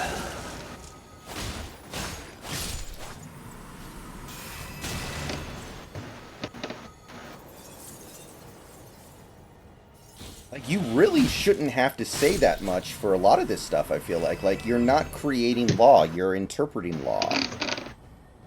Which, again, given that, I feel like a good 90% of cases should be decided 9-0. But that's not even close to being the case.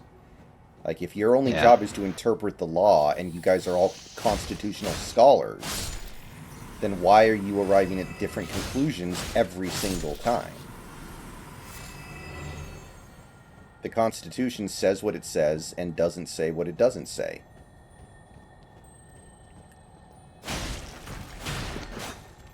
Yeah. It's pretty cut and dry.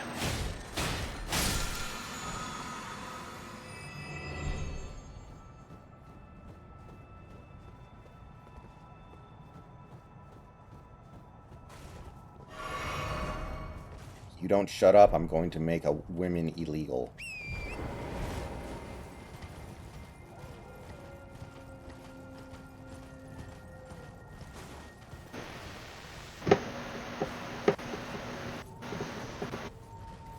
And then he told the media to fuck around and find out, and jumped in his limo and started blasting Moon Man on the radio while flipping everybody off. East.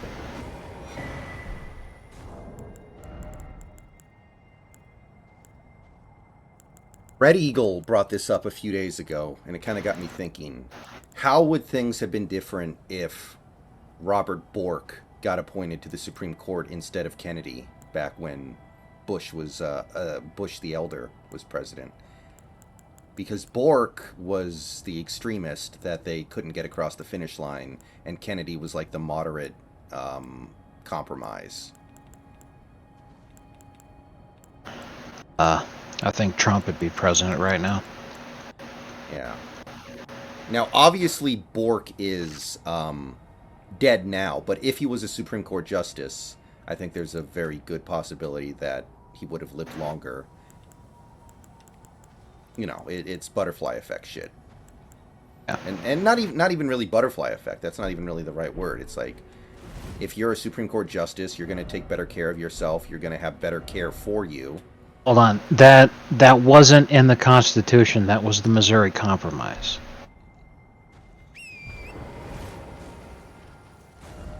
Yeah, the Constitution said that all people are created equal, right? Which is eventually what caused people to realize, well, wait a minute here.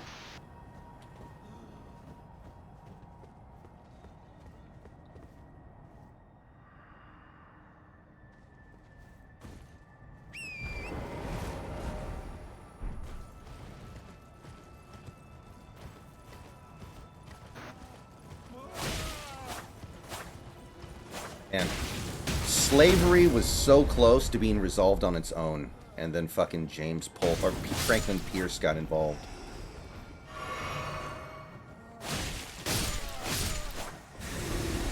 How much quicker would America have become a world power if they didn't have to go through the Civil War, you know? Hold on, I'm reading about it now. Was the 3/5 of the Constitution? It was argued at the Constitutional Convention.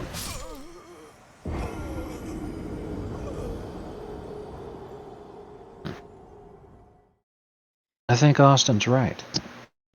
And even if even you know, if you're not talking about the Constitution, you're also talking about the laws that lawmakers make.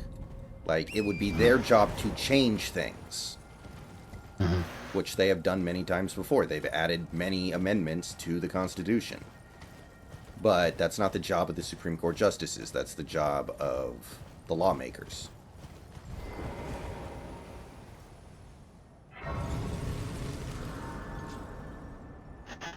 From what I'm reading, I don't think it was necessarily something that had been written into the Constitution, so much as it was something that was understood as being part of the Constitutional Convention in terms of understanding how population would be considered for the purposes of representation.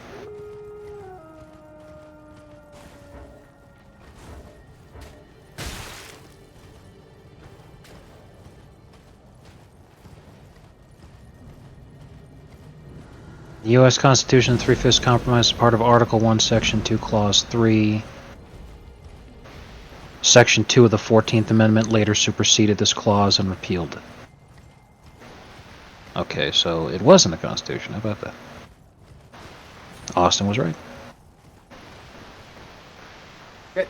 Okay, God. Thank God. I thought I was dead.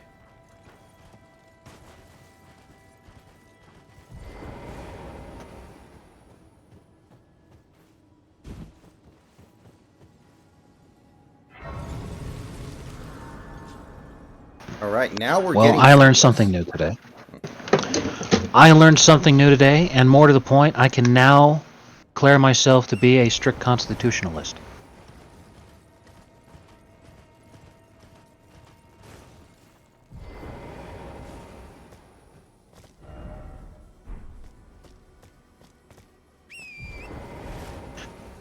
Well, that's another thing to consider.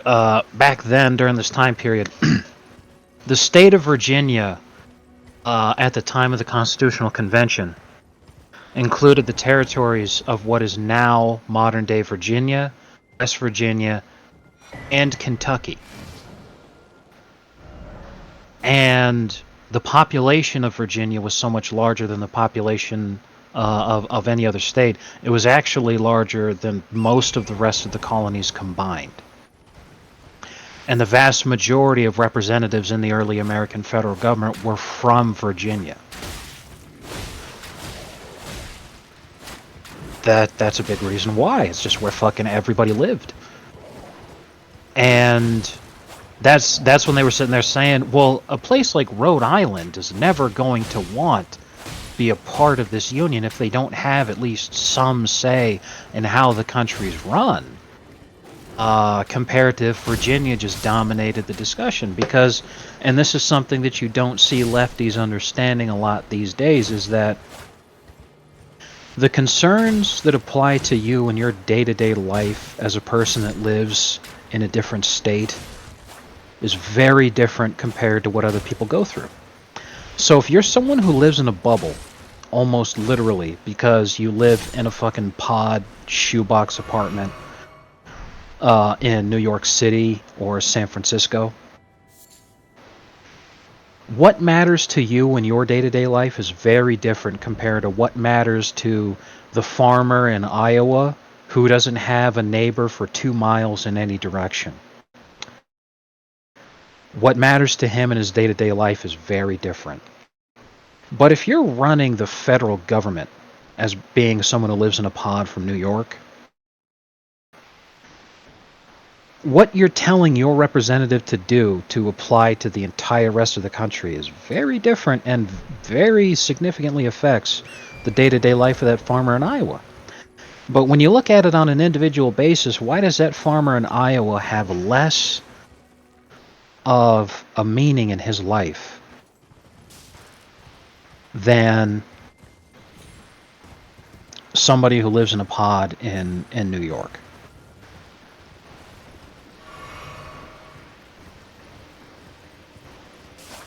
I mean, in effect, if you abolish the Electoral College, you are breaking the deal that you made with these states when they joined the Union.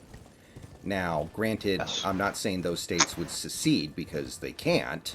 They couldn't. But that was the deal. And I know that deal was made 300 years ago. We're coming up on... let me think here. Right. We're coming up on it. But But think about there, the ramifications right, of that. there should be a state electoral college too. Because I think about a state like New York. Now, the state of New York is almost entirely red, except for the actual city of New York, which is just that entire fucking peninsula hanging off the edge of the state. In terms of the actual landmass of that state, something like 90 to 95% of the landmass of the state is not city. But New York City has a higher population than the entire rest of the state. That much is true, but there's a lot of people who live in the entire rest of that state, and what matters to them is not what matters to somebody who lives in Manhattan.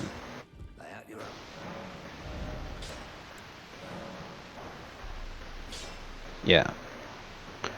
And I'd love that especially here in California too, because California has more registered Republicans than any other state in the country.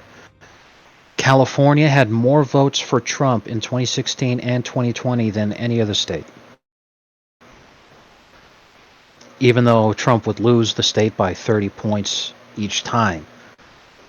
Because it's just such a highly populated state.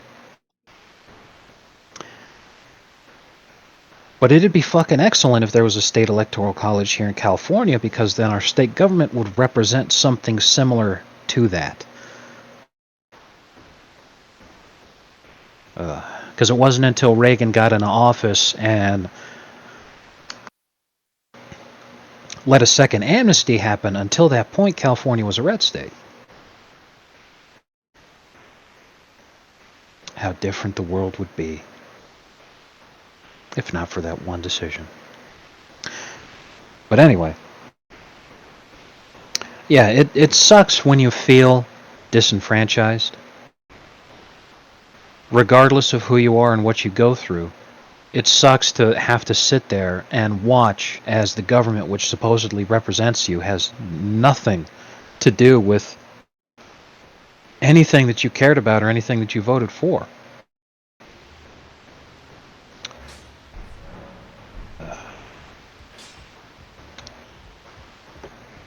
Shit sucks.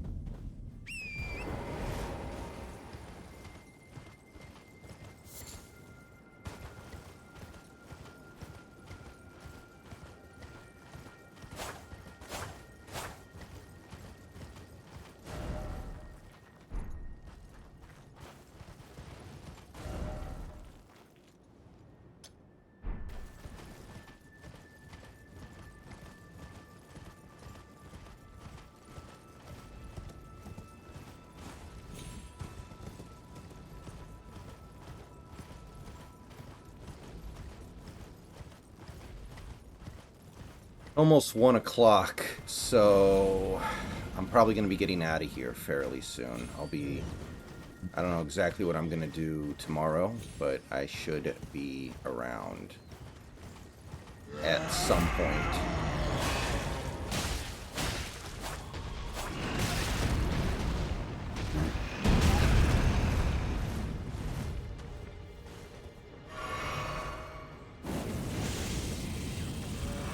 But here's my question about that, Austin.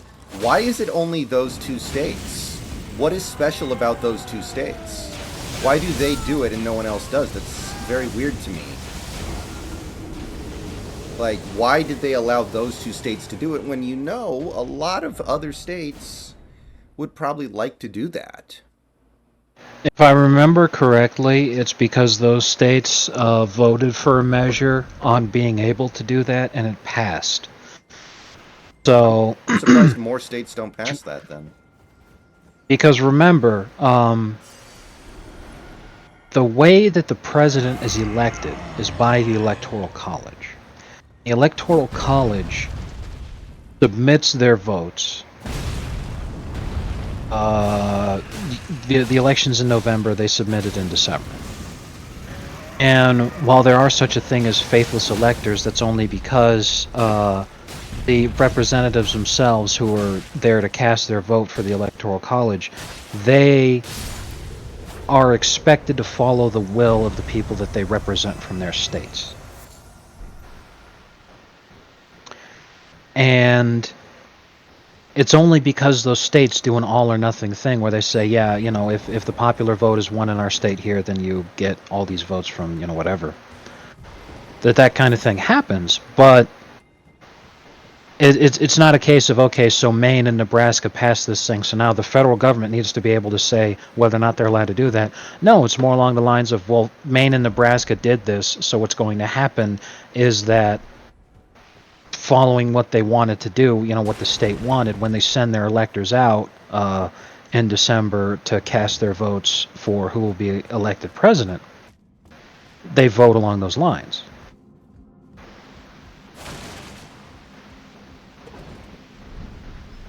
Really, all it would take is just for the people, the electors to go out there and decide, you know what, fuck it, that's a good idea, let's do it too. Even though they'd all get called faithless electors and everything. But that shit always ends up being really funny when it ends up happening, because it always goes the way that the people screeching for it aren't expecting.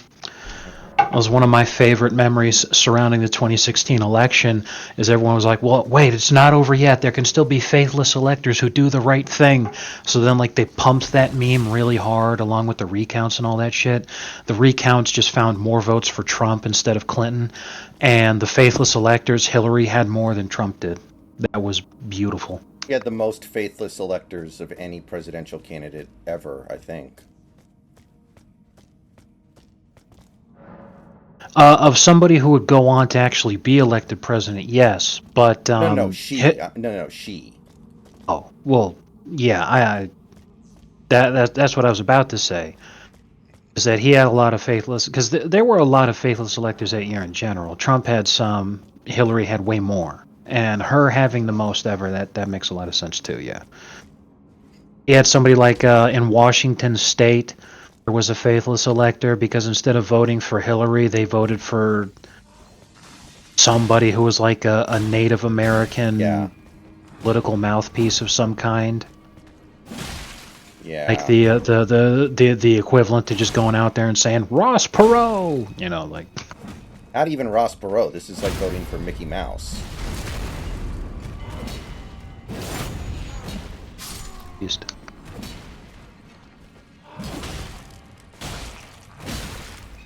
It'd be like if they hired a 14-year-old girl to do it and she goes out there and says, Justin Bieber. Though I'm dating myself like crazy by even saying that.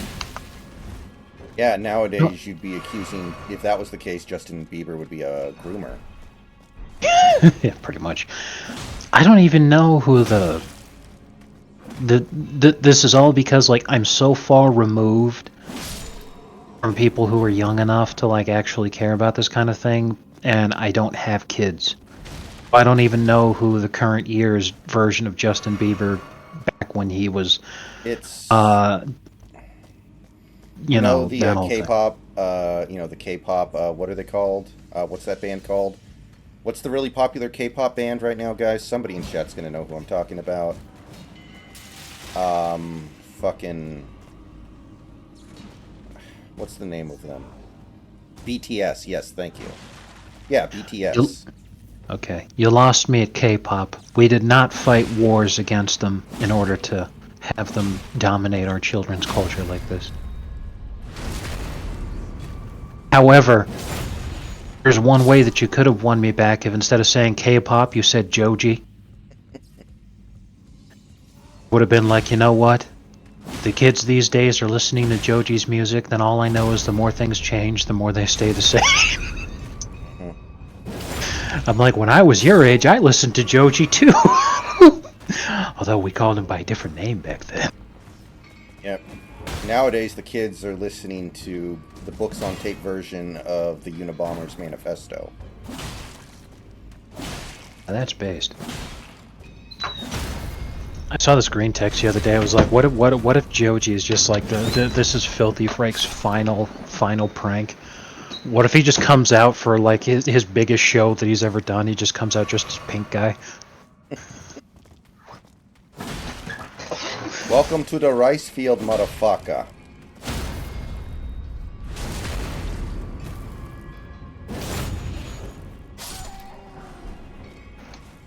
Why not just call him Whistling Cheeks? Oh, that's a Gavin No? McInnes joke. Oh. He was talking about a Native American whose name was Whistling Cheeks. He was making some kind of a joke. I can't remember exactly what the context was. Yeah, I remember the Jill Stein meme. Spotted Eagle, I think that was her name. Like the Nebraska and Maine method. I don't have a problem with it. I don't really like it because I'm ambivalent about it.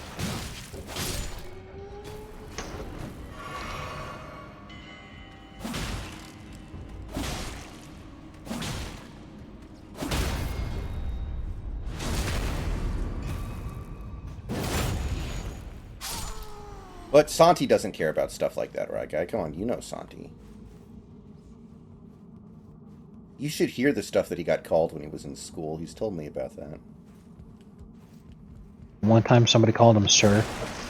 One He time asked him someone nicely for water. Yeah. Yeah. Based.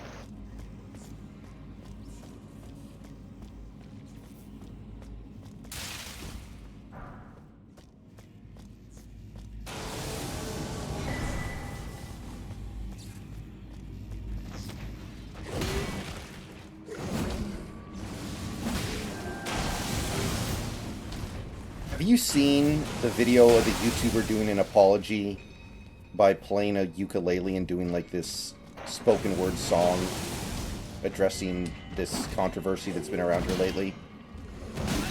Have you seen that yet, Snacks?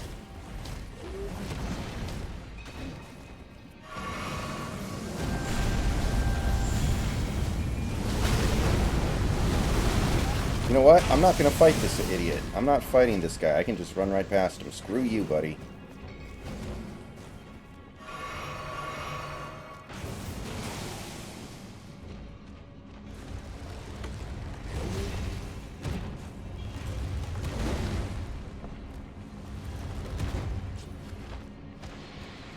Oh, okay. Well, that's why you don't. Okay, this is really bad. I made a very bad decision just now. I deeply regret this.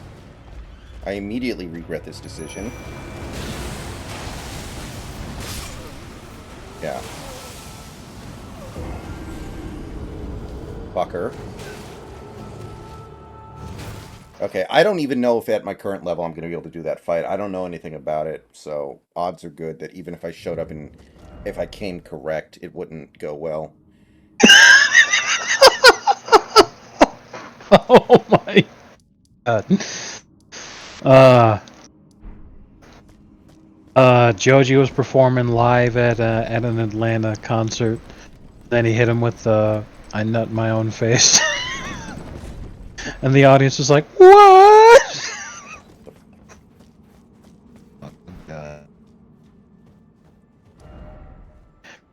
Yeah, Austin, the point that you're making applies a lot here in California, because again, a lot of fucking right-wing people live in California, a very large number of them.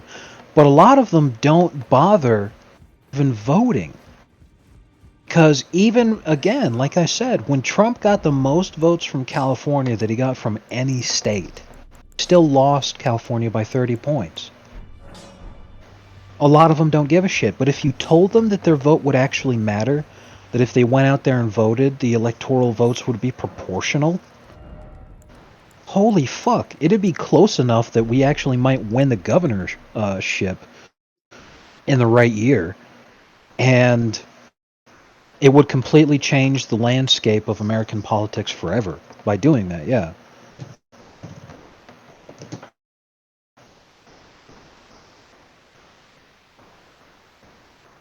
Wouldn't even be close. All right, guys, I think that's going to do it for tonight. We made some pretty good progress. I'm annoyed that I just lost all those runes, but whatever. But thanks for hanging out. Tomorrow there will probably be more streams. Wait a minute, what the heck is this? Is that a ball bearing? Is that actually something that, like, I can use? I don't think those weapons are going to be any good for me.